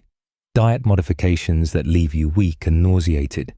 Positioning that would make acrobats proud. Timing so precise you need an astrolabe, and your bedroom becomes a laboratory of failed experiments. Each month, bringing fresh disappointment and new theories to try. The wise woman suggests pilgrimages to fertility shrines. The physician recommends bloodletting to balance your humors. Your mother-in-law insists the problem is your secretly cold womb and prescribes sitting over burning herbs. The pressure intensifies with each passing month. Your husband grows sullen, wondering aloud if you're cursed. Your mother-in-law mutters about seeking annulment. Surely a woman who can't produce sons isn't a real wife. You see the same desperation in other women's eyes at market, all following their own bizarre regimens, all hoping this month will be different. Then, miraculously, your courses stop. The midwife examines your urine, now mixing left and right, a sure sign of pregnancy, palpates your belly, and declares you with child. But which kind? The speculation begins immediately. You're carrying high. Definitely a boy. But you crave sweet foods. Certainly a girl. Your complexion glows. Male for sure. Yet your feet swell. Female without doubt. The competing predictions drive you mad. Every symptom is analyzed. Every craving interpreted. You follow pregnancy rules that contradict the conception theories. Now you must avoid hot foods that might cook the baby. Despite spending months eating them to conceive a son, the logic shifts with circumstance. But the anxiety remains constant. 9 months later, you birth a healthy child. The midwife unwraps the baby slowly, building suspense like she's revealing divine prophecy. A daughter. She announces. The room deflates. Your husband storms out. Your mother-in-law wails about wasted effort. The midwife quickly revises her theories. The moon must have shifted at the crucial moment. Or perhaps you harbored secret female thoughts. But as you hold your perfect daughter, exhaustion overrides disappointment. She's healthy, whole, and alive. More than many women can say after childbirth. The theories failed. The predictions lied. But life found its way regardless. Tomorrow the cycle begins again. New theories replacing old. Hope triumphing over experience. Because in a world where women have so little control over their lives, even failed superstitions beat accepting powerlessness. Your daughter opens her eyes, brown like her father's, stubborn like her mother's, boy or girl, conceived facing east or west. During approved times or forbidden ones, she's here. The theories that tortured you for months seem suddenly insignificant compared to the weight of this small life in your arms. Let the wise women revise their predictions. Let the physicians consult their charts. You know the only truth that matters. Conception remains a mystery. No matter how desperately humans try to solve it, the key hanging from your husband's belt catches the firelight as he stands to leave for the harvest festival. It's decorative, supposedly, too ornate for any lock in your household, but you both know what it really represents. The mythical chastity belt he could force you to wear if suspicion ever took root in his mind. The fact that such devices are rarer than unicorns doesn't stop men from threatening their existence, or merchants from selling authentic crusader models to gullible husbands. You've seen one once, at a traveling merchant stall, a horrific contraption of metal and leather, allegedly retrieved from a Venetian palace. The merchant spun tales of knights locking up their wives before heading to the Holy Land, ensuring fidelity through ironwork. The crowd of men nodded appreciatively, while the women exchanged knowing glances. The device was clearly modern-made, its locks far too sophisticated for centuries-old craftsmanship. But mythology doesn't require authenticity. Your neighbor claims her grandmother was forced to wear one. For 3 years while grandfather traveled, she whispers, until the local blacksmith took pity and picked the lock. The story changes with each telling. Sometimes it's an aunt. Sometimes the lock rusted shut. Sometimes a lover freed her. These tales spread like plague through women's gatherings, each more elaborate than the last. The mainstream historical fact is that genuine medieval chastity belts were extremely rare, possibly non-existent. The quirky truth historians debate. Most medieval examples in museums are Victorian forgeries, created to feed 19th century fantasies about the barbaric past. But the myth serves its purpose without physical manifestation. The mere threat keeps women in line more effectively than actual metal ever could. Your husband's decorative key reminds you daily that your body is property, theoretically securable like a chest of gold, and when he drinks too much ale and jokes with friends about locking up the treasure, you smile tightly and pour more wine, knowing that somewhere, some woman might face more than empty threats. The real chastity enforcement comes from community surveillance. Every neighbor watches for signs of impropriety. Every relative monitors your movements. When the miller's wife received a package from her cousin in the city, rumors flew for weeks. What could a married woman need from distant relatives? When investigation revealed wool for weaving, disappointment was palpable. The watchers wanted scandal, proof that their vigilance was necessary. Your sister visits with disturbing news from the coast. Maritime merchants are selling Saracen safety devices.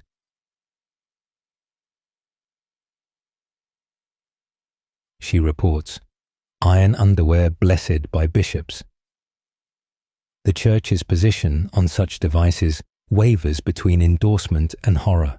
Some priests praise anything that prevents adultery, and others argue that mistrust itself is sinful, that godly marriages need no locks.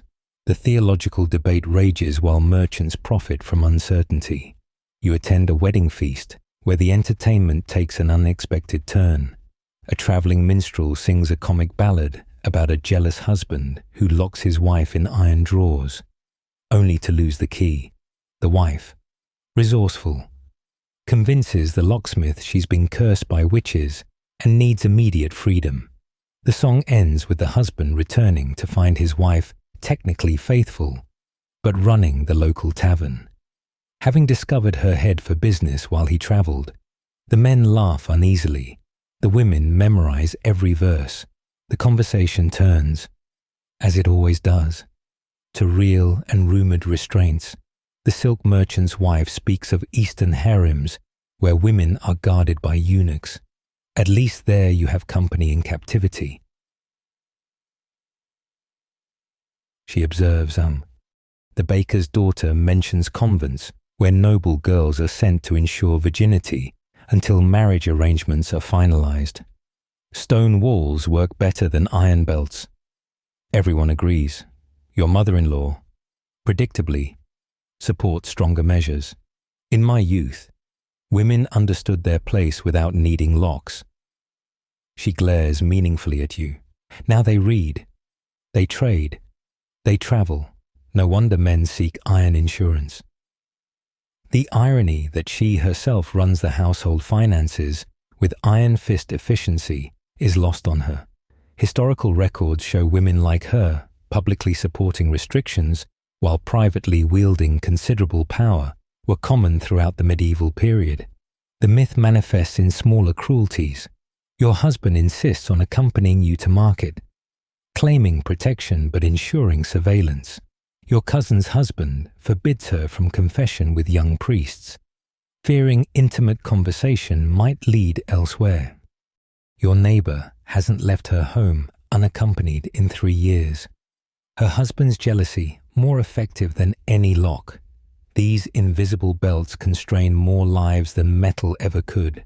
A scandal erupts when the baron's wife returns from pilgrimage wearing strange marks around her waist. Rumours fly. Was she belted during travels? Did kidnappers attempt to secure her for ransom? The truth, revealed through servant gossip, is more mundane. A hair shirt worn for penance created the marks, but the initial assumptions reveal how quickly minds leap to restraint and control. You discover your daughter playing with her wooden dolls, fashioning tiny belts from thread to keep them safe. She explains innocently. Your heart sinks. 7 years old and already internalizing the mythology. You gently redirect her play, but the damage is done. She's absorbed the cultural message that female bodies require external control. The festival brings unexpected drama. A merchant displays his collection of marital aids, including what he claims are genuine crusader belts. The crowd gathers as he demonstrates their supposed function on wooden mannequins. The women watch with horrified fascination, while men finger their purses, calculating costs. Then the baron's steward arrives, examining the devices with professional interest. Fake, he pronounces loudly. The metalwork is modern, the leather fresh tanned. No crusader wore these. The merchant blusters, but the steward continues. I've seen real examples in Venice, torture devices, not marital aids. No woman could wear these for days without injury. His authority deflates the merchant's sales pitch. Men drift away, disappointed that their fantasy lacks practical application. But one young husband persists, purchasing a belt despite the steward's warnings. His new wife watches with dead eyes as he counts coins. You want to warn her, to whisper about accidental losers of keys, about sympathetic blacksmiths, about the dozen ways women have always subverted male control, but her mother-in-law stands guard, ensuring the transaction completes. Walking home, your husband seems thoughtful. Perhaps I should invest in stronger locks. He muses. For the house, of course. You nod agreeably, knowing he means more than doors and windows. The mythology has infected him too. The false history of secured wives appealing to his insecurities. You finger the household keys at your own belt.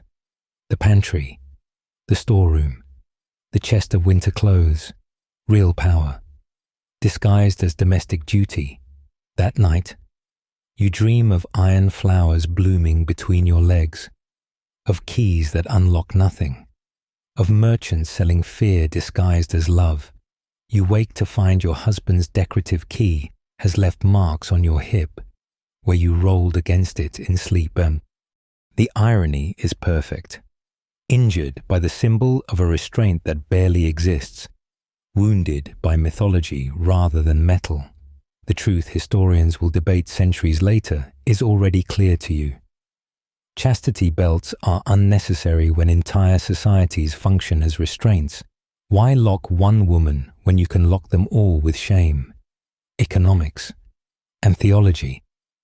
The metal belt is mere theatre compared to the invisible chains of reputation, dependency, and faith that bind every woman you know. But perhaps that's why the myth persists.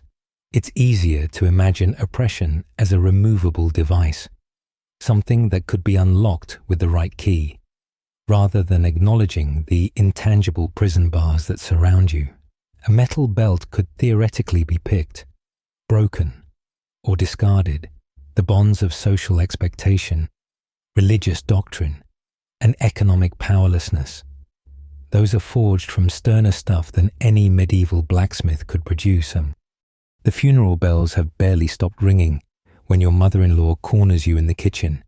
6 months, she hisses, gripping your wrist hard enough to leave marks.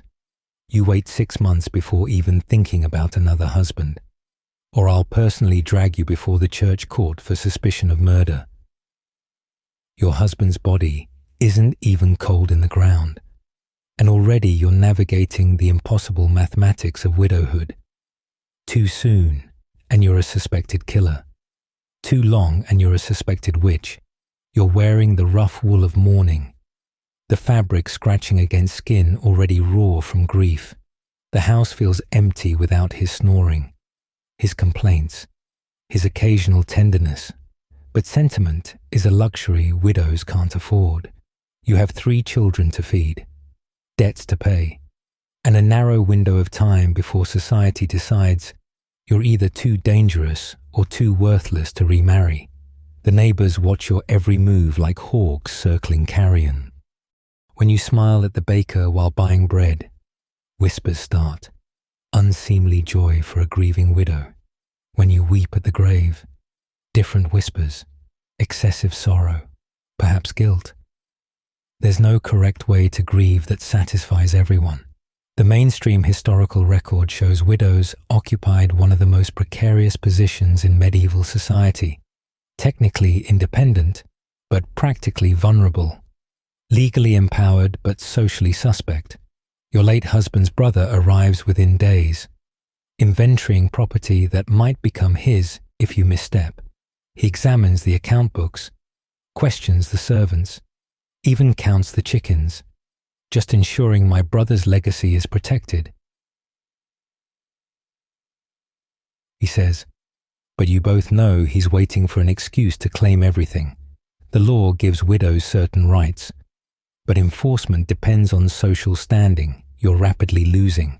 The priest visits to discuss your moral situations. Apparently, widows are particularly susceptible to demonic possession and lustful thoughts. Your grief-weakened state makes you vulnerable to Satan's advances. He prescribes increased prayer, regular confession, and absolutely no solitary contemplation that might lead to self-pollution. The devil loves an empty vessel. He warns, as if your loss has hollowed you into something dangerous. 6 weeks after the burial, the marriage proposals begin, not romantic overtures. Business propositions from men who've calculated your property value and breeding years remaining. The butcher offers security but smells perpetually of blood.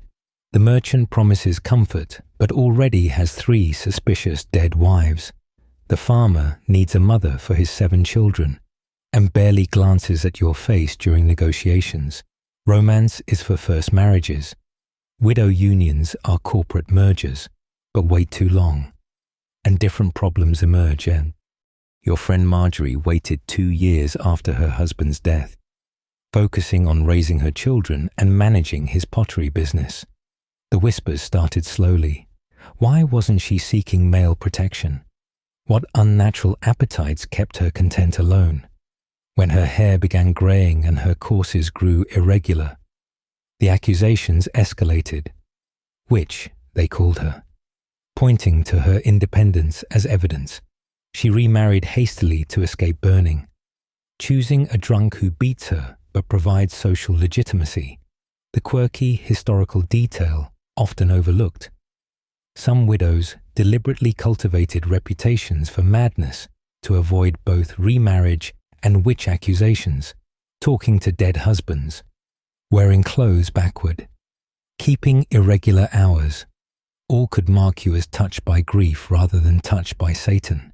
It's a delicate performance, seeming crazy enough to be pitied, but not so deranged you're locked away.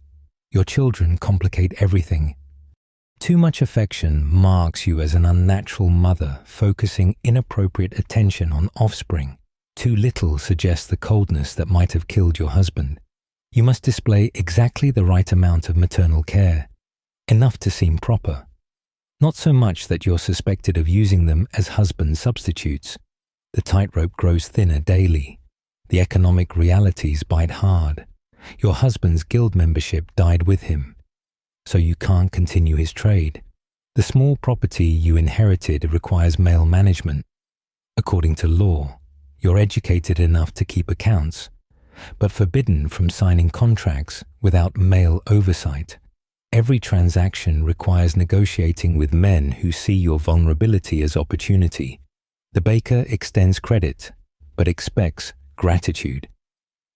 The landlord offers reduced rent for private meetings. Survival demands compromises that further erode your reputation. Your sister suggests joining a beguinage, those communities of religious women living together without formal vows. It's not quite a convent. She explains, you keep your property, raise your children, but gain protection through numbers. The idea appeals until you learn the nearest beguinage is 3 days' travel away. Uprooting your life for safety might save your soul, but doom your family's stability. The seasons change, marking time toward decision. 4 months since burial. 5. The pressure intensifies from all directions. Your mother thinks you're waiting too long. Your mother-in-law thinks you're rushing. Your children need a father figure. Your brother-in-law circles like a vulture. The priest increases his visits, concerned about your spiritual health, but really monitoring your behavior for signs of corruption. You attend another widow's remarriage ceremony, studying the dynamics. She's marrying her late husband's apprentice, young enough to be her son, but old enough to provide legal coverage. The arrangement clearly benefits him more, gaining workshop and status, but she seems relieved. Better a young fool than an old tyrant.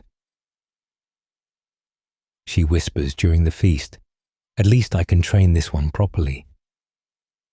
The 6th month arrives with snowfall, blanketing the grave you still visit daily. Decision time.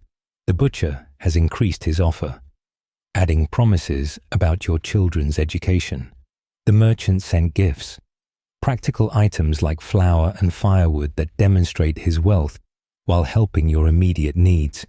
Even the priest hints about a widower in the next parish, godly and only moderately cruel to his first wife. But something has changed during these months of precarious freedom. You've discovered capabilities you never knew existed, negotiating prices at market, managing household accounts, making decisions without male approval. The independence is intoxicating, even wrapped in constant anxiety. Do you trade this terrifying autonomy for the safety of another marriage?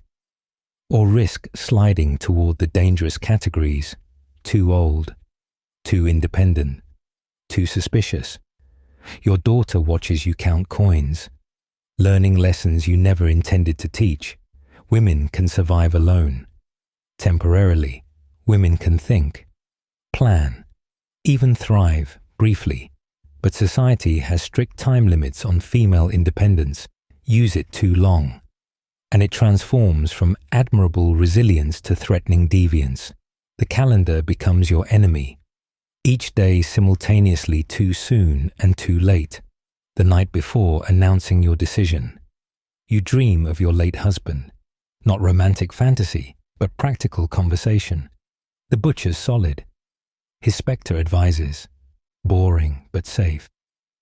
Even in death, he's arranging your life. You wake laughing, or perhaps crying, at the absurdity. Ghosts dispensing marriage counsel, while real advisors suspect you of communing with demons. Morning brings resolve.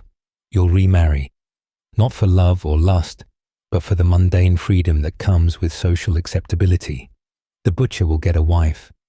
Your children will get a father. Your brother-in-law will get nothing, and you'll get another chance at navigating medieval marriage. It's not ideal, but widowhood has taught you that ideals are luxuries reserved for those with penises or independent wealth. The announcement spreads quickly through town. Relief from those who feared you'd turn witch. Disappointment from those hoping to claim your property. Satisfaction from those who believe social order has been restored. You accept congratulations with appropriate widow modesty, already calculating how much autonomy you can preserve within your new marriage. The lessons of these liminal months won't be forgotten, even if they must be hidden. Your mother-in-law nods approvingly. 7 months, respectable but not suspicious. As if your entire existence has been reduced to timeline calculations, but she's right. You've threaded the needle of social expectation, avoided both burning and destitution. In the twisted logic of medieval widowhood, that counts as victory. The small pot of rouge hidden beneath your floorboards feels heavier than gold as you lift it out. Your hands tremble, not from age, but from the knowledge that this tiny container of beetroot and crushed berries could mark you as irredeemably sinful. Yet your reflection in the polished metal mirror shows a face grown sallow from years of proper Christian pallor. Tomorrow is your eldest daughter's wedding, and vanity wars with virtue in your heart. You've seen what happens to women who paint their faces. Last Easter, the merchant's wife appeared at Mass with suspiciously rosy cheeks and darkened lashes, and the priest spent his entire sermon railing against Jezebels who paint themselves like harlots. Staring pointedly at her pew, by summer, her husband had sent her to a convent for spiritual correction. She returned 3 months later, pale as parchment and broken-eyed, all beauty scrubbed away along with her spirit. But the temptation persists. Your mother taught you the recipes before such knowledge became dangerous. How to redden lips with crushed madder root, brighten eyes with belladonna drops, smooth skin with white lead mixed with vinegar. Beauty is power, she whispered, even as she warned against using it. The contradiction haunts you. God made women beautiful, but forbids them from maintaining or enhancing that beauty. The mainstream historical view confirms cosmetics were simultaneously widespread and condemned throughout medieval Europe, and the quirky detail rarely mentioned. Many convents secretly manufactured the very beauty products they publicly denounced, selling them through intermediaries to fund their communities. Nuns who'd never see a man's admiring gaze still knew how to make the perfect rose-tinted lip stain. Your sister arrives to help with wedding preparations, catching you with the rouge pot in hand. Don't, she warns immediately. Remember cousin Catherine.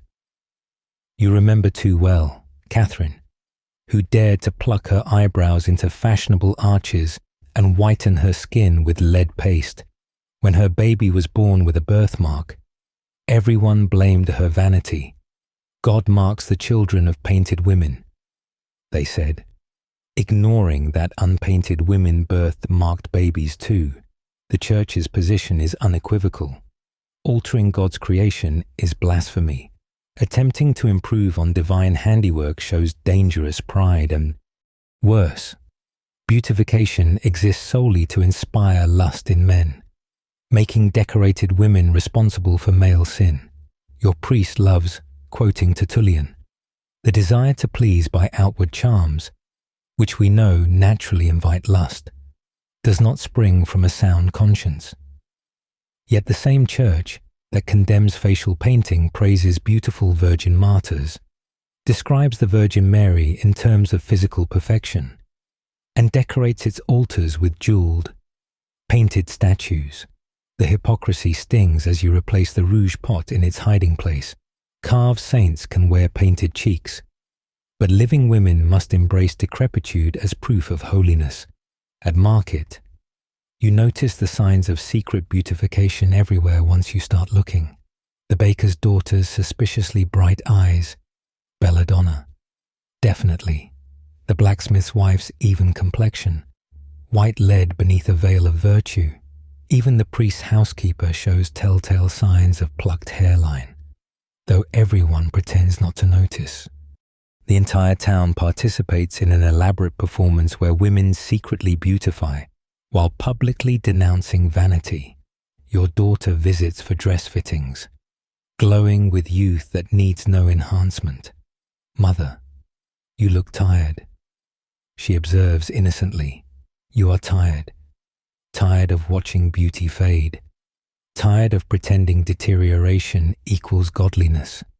Tired of the constant vigilance required to appear appropriately modest, while remaining presentable enough to avoid gossip about letting yourself go. The wedding approaches with its competing pressures. You must look respectable enough to reflect well on your family, but not so attractive you overshadow the bride or invite speculation about your motives. The mathematical precision required, attractive enough but not too attractive, exhausts you. Men simply exist in their faces. Women must calculate the moral weight of every cosmetic choice. You compromise with invisible enhancements, rubbing your cheeks and lips to bring natural color, rinsing your hair with chamomile water for shine that could pass as healthy living rather than vanity, applying rose water that might be medicine or might be perfume, depending on who's asking. These halfway measures feel both cowardly and revolutionary. The night before the wedding, temptation strikes again. Your husband sleeps deeply, unlikely to notice subtle changes, just a touch of rouge, perhaps, enough to look healthy in wedding portraits. You creep to the hiding spot, extract the pot, and study your face by candlelight. The woman in the mirror looks exhausted by virtue, aged by adherence to rules that demand female deterioration as proof of goodness. But as you open the pot, your daughter's face flashes in memory. What example would you set? That beauty matters more than reputation? That vanity trumps virtue? Your hand wavers in. The rouge smells of summer berries and feminine secrets, of your mother's gentle hands teaching forbidden arts. One small rebellion. Who would it harm? The harm, you realize, isn't in the act but in the system that makes it necessary. A dab of rouge shouldn't carry the weight of eternal damnation. Wanting to look pleasant for your daughter's wedding shouldn't require theological debate. The real sin is a world that tells women their natural appearance is simultaneously God's perfect creation and never quite good enough. You close the pot. Decision made, not from virtue, but from exhaustion with the game itself. Tomorrow, you'll attend the wedding barefaced, properly pale, acceptably declining. Let them whisper about your wan appearance rather than your painted pride. At least, pallor's gossip carries less risk than rouge's condemnation. But you keep the pot, hidden beneath floorboards with other dangerous treasures, your mother's recipes, a small mirror, memories of feeling beautifulness. Someday, perhaps, the world might change. Women might paint their faces without fearing hell, enhance their beauty without accepting blame for others' lust. That day isn't today, but the rouge waits patiently for a revolution you'll probably never see. The wedding dawn arrives grey and drizzling. You dress carefully in your best gown. Arrange your unpainted face into appropriate maternal joy. Your reflection shows a woman aged by compliance, beautified only by the dangerous knowledge that she chose this plainness rather than having it chosen for her. It's a small rebellion, invisible to others, but burning bright in your hidden heart. Your daughter gasps when she sees you. Mother, you look... She pauses, searching for words. Yourself. She finishes lamely.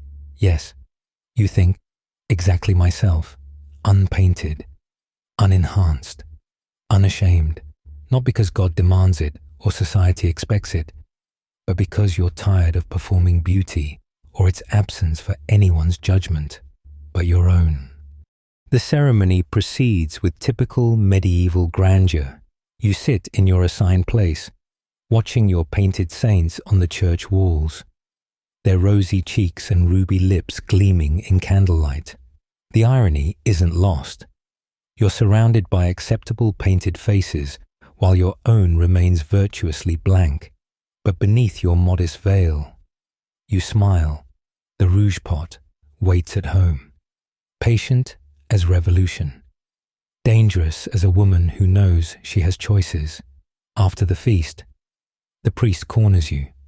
You look well, he says suspiciously, searching for signs of artificial enhancement, finding none.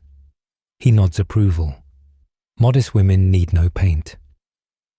You accept his blessing while thinking of the hidden pot, the recipes preserved, the knowledge transmitted despite prohibition. Modest women need no paint. Perhaps, but they keep it anyway, just in case modesty ever stops being mandatory. The smell hits you before you even enter the physician's chamber: sulfur, burnt herbs, and something else that makes your stomach turn. You've been suffering from women's troubles for months now. Crying fits, rage that erupts from nowhere, a persistent ache in your belly that won't subside. Your husband finally insisted you seek treatment, though he made it clear this was more about restoring household peace than concern for your health. Fix her, he told the physician. She's become impossible to live with. The physician, a man who learned medicine from books written by other men who'd never actually examined a woman's body, nods sagely.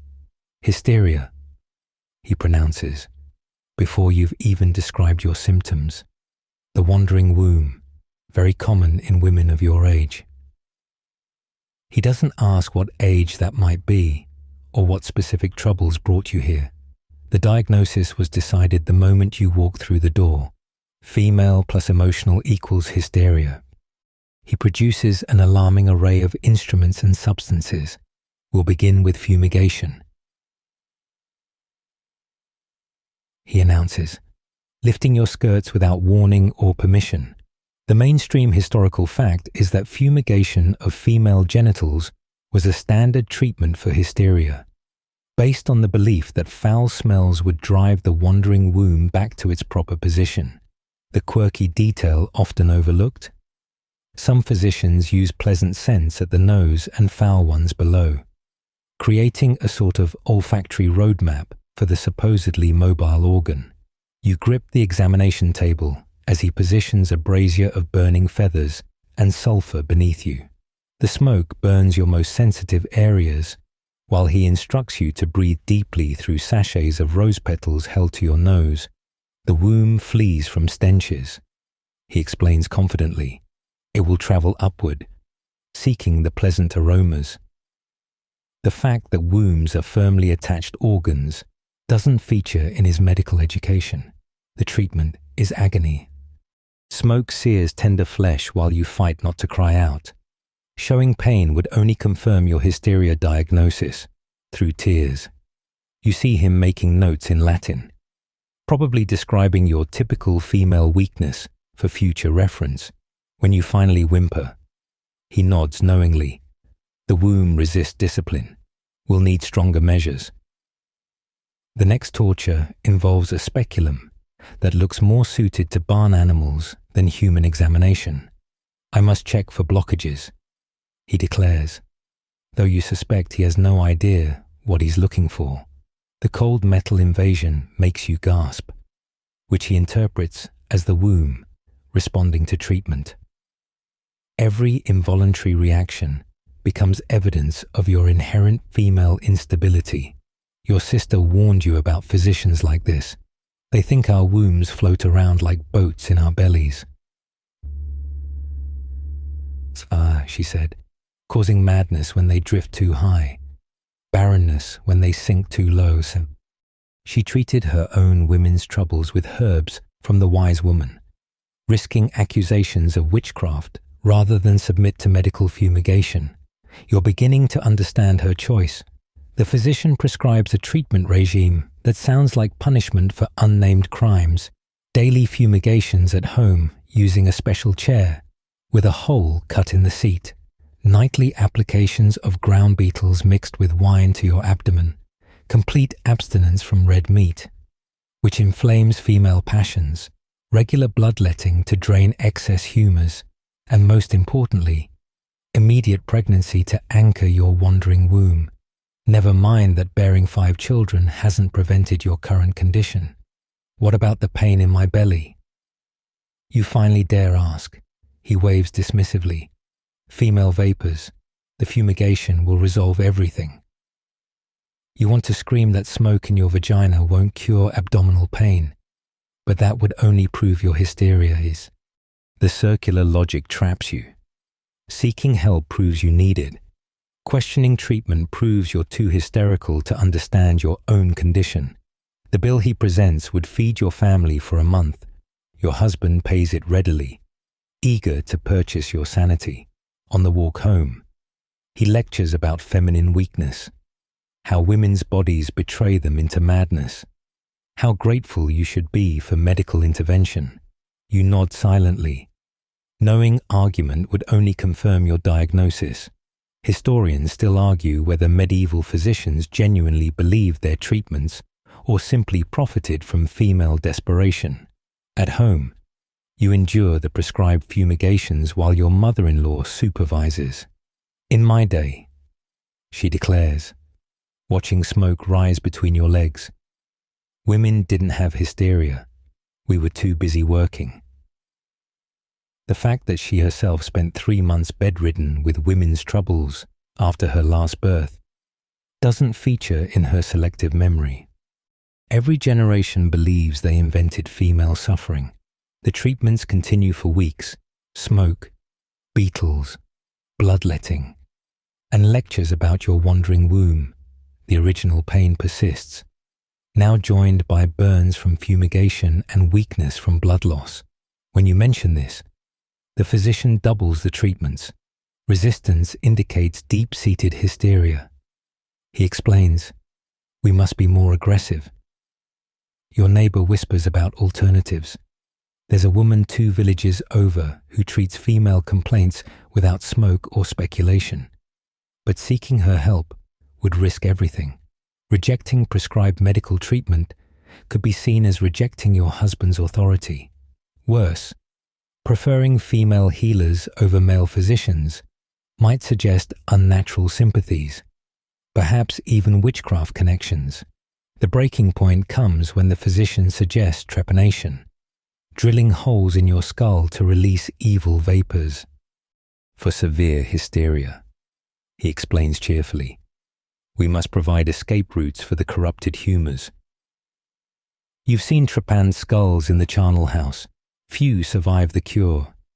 And those who do often suffer worse than before, but refusing would confirm your irrational female nature. That night, you make a decision. The wise woman lives deep in the forest, officially gathering herbs, but unofficially treating women failed by male medicine. You tell your husband you're visiting your sister and leave before dawn. The journey feels like pilgrimage, seeking healing not from saints, but from someone who might actually understand female bodies. The wise woman examines you gently, asking questions the physician never considered. When did the pain start? What foods trigger it? How are your monthly courses? She palpates your abdomen with experienced hands, finding the exact spot where pain originates, not your womb. She says quietly, your digestion. Too much rich food, too little movement, too much stress from treatments. Her prescriptions are simple. Bitter herbs for digestion, mild teas for nerves, gentle walks for circulation, no smoke, no beetles, no bloodletting. Most importantly, no wandering womb theories. Your womb sits exactly where God placed it. She assures you. Men imagine it travels because they can't conceive of female organs having fixed purpose. The remedies work within days. Pain subsides. Emotions stabilize. Energy returns. But you can't admit this improvement comes from defying medical authority. Instead, you continue the prescribed fumigations while secretly taking herbs. Let everyone believe smoke cured your hysteria.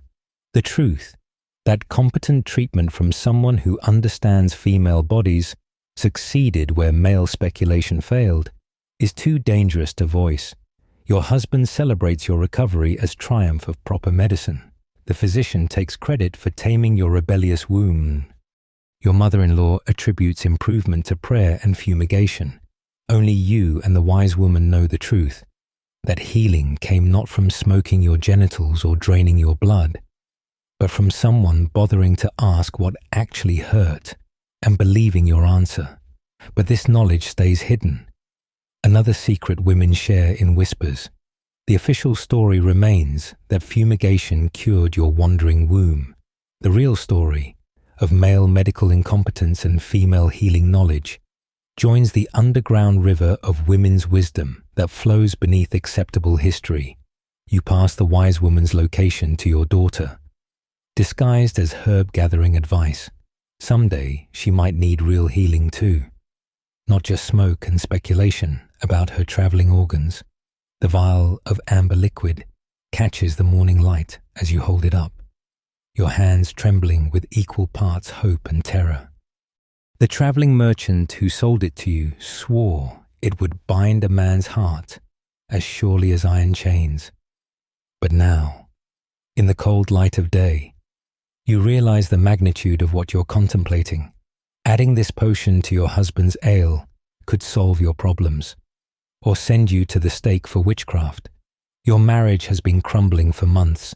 He spends every evening at the tavern, comes home reeking of other women's perfume, and barely acknowledges your existence except to criticize the food or demand his conjugal rights. Last week, you caught him giving your household money to the miller's daughter. The humiliation burns worse than any physical blow.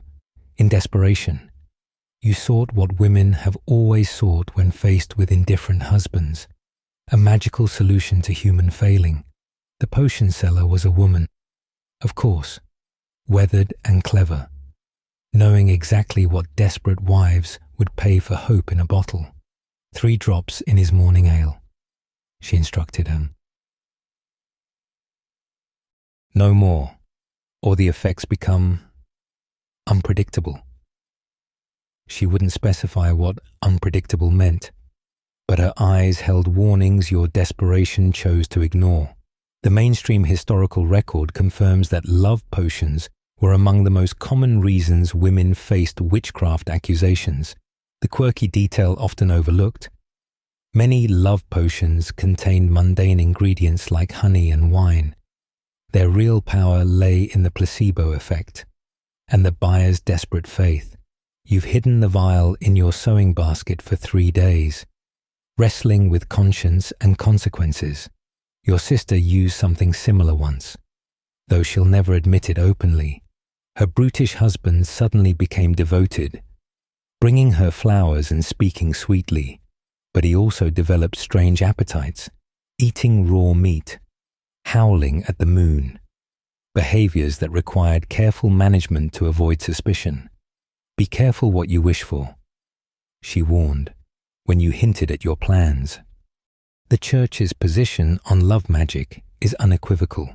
It's witchcraft, pure and simple. Attempting to override a man's free will through supernatural means violates both divine law and natural order.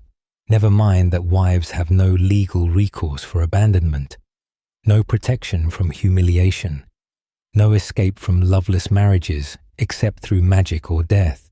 The same priests who preach wifely submission offer no solutions when husbands fail their duties, but desperation drives you forward.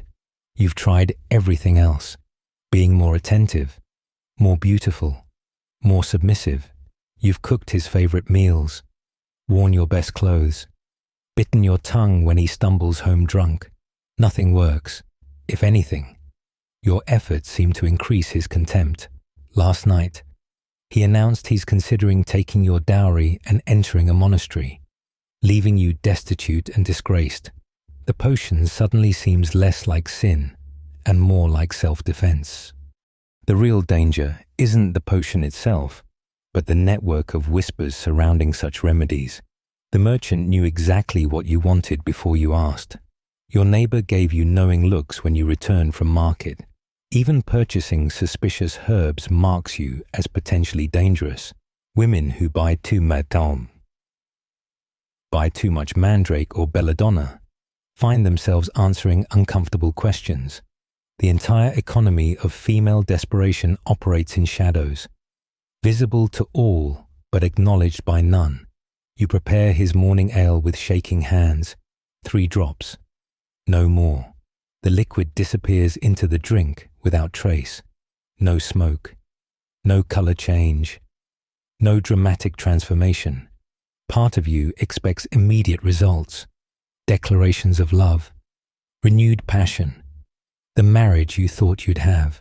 Instead, he drinks without comment and leaves for the day's business. The anticlimax feels worse than failure, but changes come subtly. He returns home earlier that evening, seems confused about why. He watches you serving dinner with an odd expression, like he's seeing you for the first time in years. When you accidentally brush his hand, he doesn't jerk away. Small things, possibly imagination, but you cling to them like gospel truth. Historians still argue whether medieval love potions contained psychoactive ingredients or if reported effects were purely psychological. Desperate women seeing changes they needed to see. Your mother-in-law notices first. He seems different. She observes suspiciously, less restless. You murmur something about spring weather affecting everyone's mood, but her eyes narrow. Mothers know when their sons change unnaturally. She starts visiting more often, watching your interactions, sniffing the ale jug when she thinks you're not looking. The paranoia spreads. Is that suspicion in her glance or simple concern? The effects intensify over weeks. Your husband becomes attentive, almost obsessively so. He follows you around the house, brings gifts you can't afford, writes terrible poetry, praising your beauty. It should be everything you wanted, but something feels wrong. His devotion has a desperate edge, like a man drowning in emotions he doesn't understand. When you mention feeling tired, he weeps for an hour about failing as a husband. The potion gave too much. Twisted natural affection into something disturbing. Your neighbor confides her own love potion story during washing day. I used one made from menstrual blood and iron filings. She whispers, My husband became so devoted he wouldn't let me leave the house, thought other men would steal me. She shows bruises on her arms from his protective grip.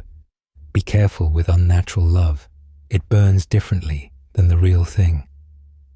Her warning comes too late. You're already trapped in the spell's consequences. The crisis arrives when your husband, in his potion-induced passion, loudly proclaims at market that you've bewitched him with your beauty. He means it romantically, but the crowd hears different implications. Whispers start immediately. Bewitchment, unnatural influence.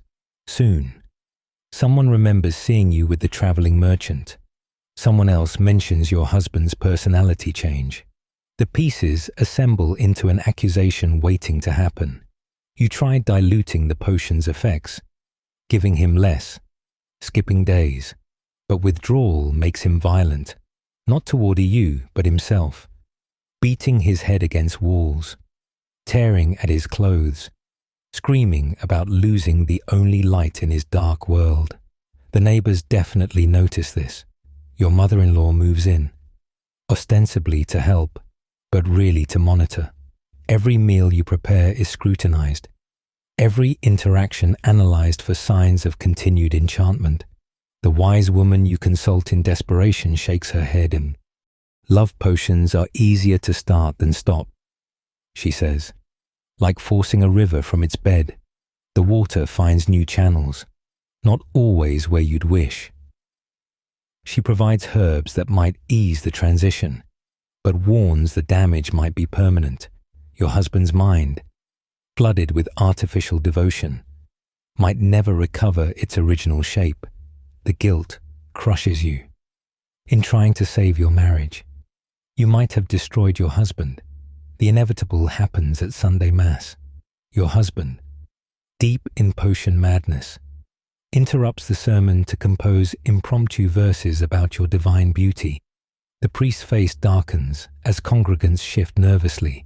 Unnatural devotion is as suspicious as unnatural indifference. By evening, church authorities arrive at your door. The interrogation begins politely, concerns about your husband's health, questions about recent changes, but you see where it leads. You have two choices. Confess to using love potions and face execution, or maintain innocence while your husband's continued behavior condemns you anyway. The wise woman was right. Love potions don't create love, just obsession that burns until nothing remains but ash. Your husband gazes at you with adoring, empty eyes while you calculate whether confession might earn mercy or just quicker flames. In the end, you choose a third option. That night, you pour the remaining potion into the fire, watching amber liquid hiss and smoke. Then you tell your husband you're visiting your sister for her lying in. You pack nothing suspicious. Take only what a dutiful sister would carry. At the crossroads, you turn not toward your sister's house, but toward the port city, where ships sail for places that don't know your name or ask about your husband's sudden devotion. The real tragedy isn't your flight, but its necessity, seeking love through bottles because society offers no other remedies.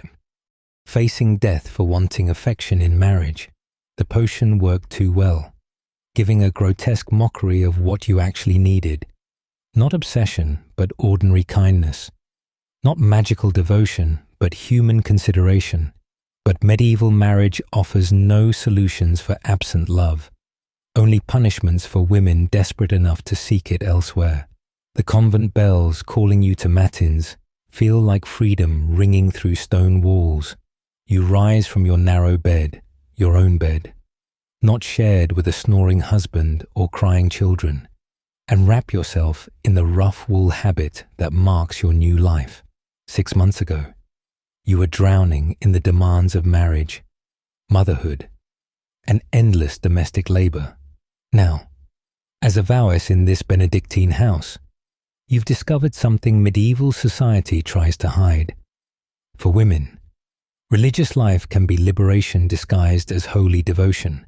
Your fellow sisters file silently toward the chapel, but you catch the subtle signs of their individuality.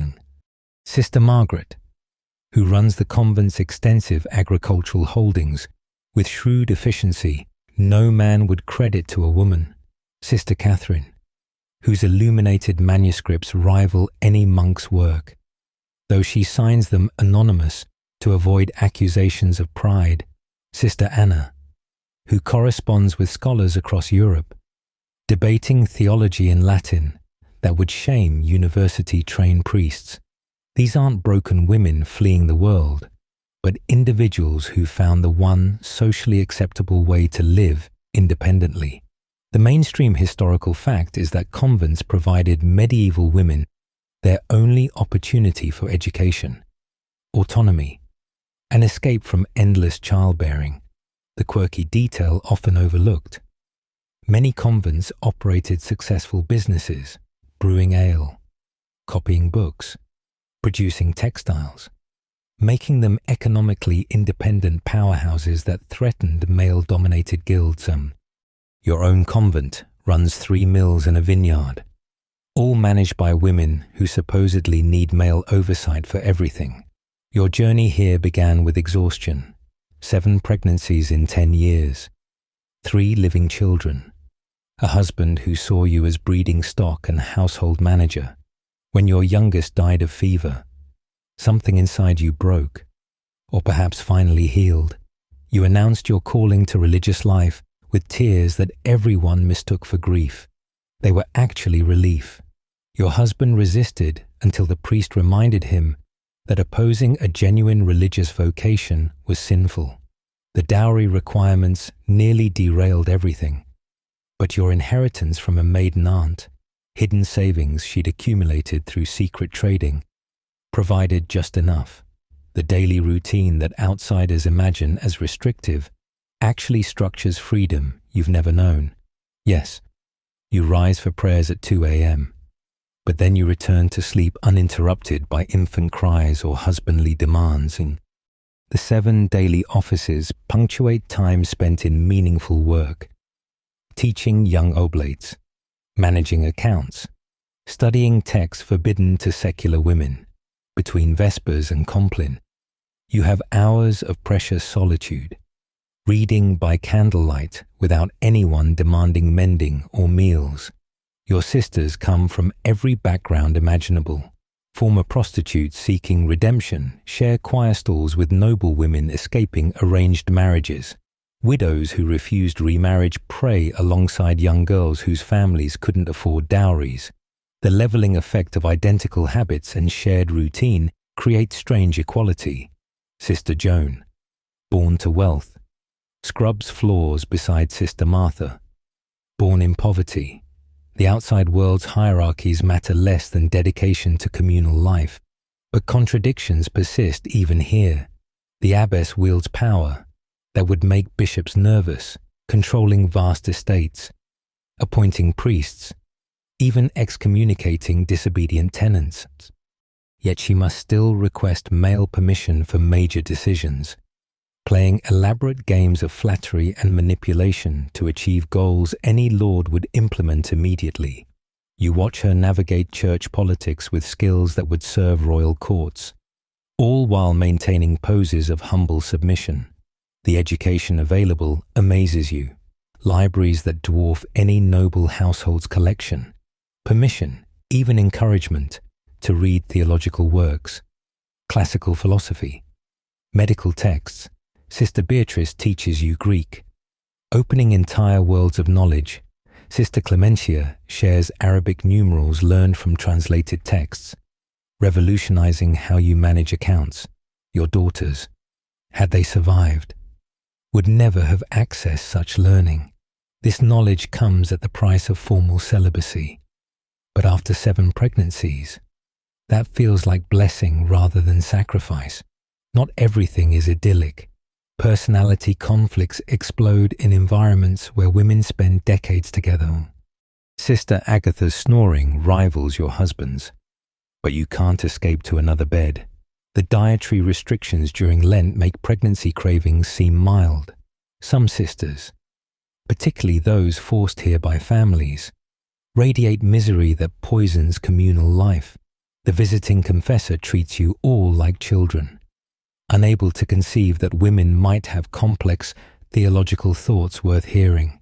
The real shock comes from discovering how many sisters share your story. Women who chose convent life not from overwhelming piety, but from overwhelming exhaustion with secular expectations during recreation hours. When speaking is permitted, stories emerge. Sister Paul buried 9 children before fleeing to cloistered life. Sister Veronica's husband broke her arm in 3 places. She claimed religious calling while recovering. Sister Dymphna faced her 5th pregnancy at age 16 when she suddenly heard God calling her to celibacy. Historians still argue whether medieval women's religious vocations were genuine faith or strategic escape, missing the obvious answer: both. Your work managing the convent's external properties brings unexpected authority, negotiating with merchants, overseeing tenants, managing investments, all tasks forbidden to secular women, but necessary for religious houses. You discover aptitudes that marriage never allowed. Mathematics comes naturally when not interrupted by domestic demands. Your solutions to agricultural problems impress even hostile male Mepboal overseers. The abbess notes your skills, grooming you for greater responsibilities. Letters from home arrive sporadically. Your husband remarried quickly, a young girl who'll give him more sons. Your surviving children are well, raised by their stepmother and numerous servants. The guilt is manageable, softened by knowledge that your presence added little to their daily lives anyway. Noble children are raised by others. Your absence merely formalizes existing arrangements. Here, teaching poor oblates, you mother more directly than you ever could your own offspring. The freedoms multiply in unexpected ways. Travel, forbidden to respectable secular women, becomes possible for religious purposes. You visited 3 other convents, ostensibly sharing agricultural techniques, but really expanding horizons beyond your birth village, reading materials that would mark secular women as dangerous blur behind convent walls. You devour medical texts that explain your body better than any fumigating physician. Theological works reveal Christianity's complex history, far from the simple narratives preached to lay people. Physical freedoms matter too. No pregnancy fears mean your body belongs to yourself for the first time since puberty. The regulated fasting, rather than depleting you, creates energy you haven't felt in years, or without cosmetic pressures. Your skin clears, your hair grows thick, your natural appearance emerges from beneath layers of expected performance. The mirror reflects someone you're beginning to recognize as yourself, rather than wife, mother, or failed feminine ideal. Of course, limitations persist. Ultimate authority remains male. Bishops, confessors, Rome itself. Resources depend on dowries and donations, creating uncomfortable negotiations with wealthy families. The outside world views convent life suspiciously, spreading rumors about unnatural relationships between women denied male company. Some sisters do form passionate friendships that raise eyebrows, though whether these are sexual or simply emotional intimacies, starved women clutched desperately remains their private business. You've learned not to judge what comfort others find in regulated loneliness. The bell rings for Compline. Last prayers before blessed sleep in. Tomorrow brings feast day preparations, requiring your organizational skills. Next week, new texts arrive from the cathedral library. Next month, you'll travel to inspect distant properties, seeing countryside most women glimpse only through manor windows. The life stretches ahead, regulated, restricted, but fundamentally yours in ways secular existence never allowed. As you settle into your narrow bed, alone but not lonely, you think about the woman you were 6 months ago, exhausted, desperate, drowning in others' needs. That woman chose this life from desperation, not devotion, but somewhere between matins and Compline, between ledgers and libraries, between communal meals and private contemplation. Actual faith crept in, not in male hierarchies or theological abstractions, but in communities of women creating spaces for female flourishing against tremendous odds. The convent's bells will ring tomorrow at 2 a.m., calling you to prayers you now anticipate rather than endure. Your sisters will gather in darkness, voices raised in harmonies no husband can interrupt. Together, you'll create something medieval society can't quite suppress. Women living for purposes beyond male pleasure or reproductive function. It's a limited freedom, bounded by walls and rules, but it's yours, for women drowning in secular demands. Sometimes limited freedom is the only kind available, and infinitely preferable to expansive servitude. Sleep comes easily in your own bed, uninterrupted by anyone's needs but God's, and He, at least, keeps predictable hours and makes no demands on your body. The bells will wake you soon enough, but for now, you rest in the radical luxury of being momentarily answerable to no earthly man. In medieval Europe, for women, that counts as paradise. The candle flame flickers lower now, casting dancing shadows across the stone walls of your cell, and your breathing has slowed to match the rhythm of distant bells, those faithful timekeepers that structure this strange freedom you found.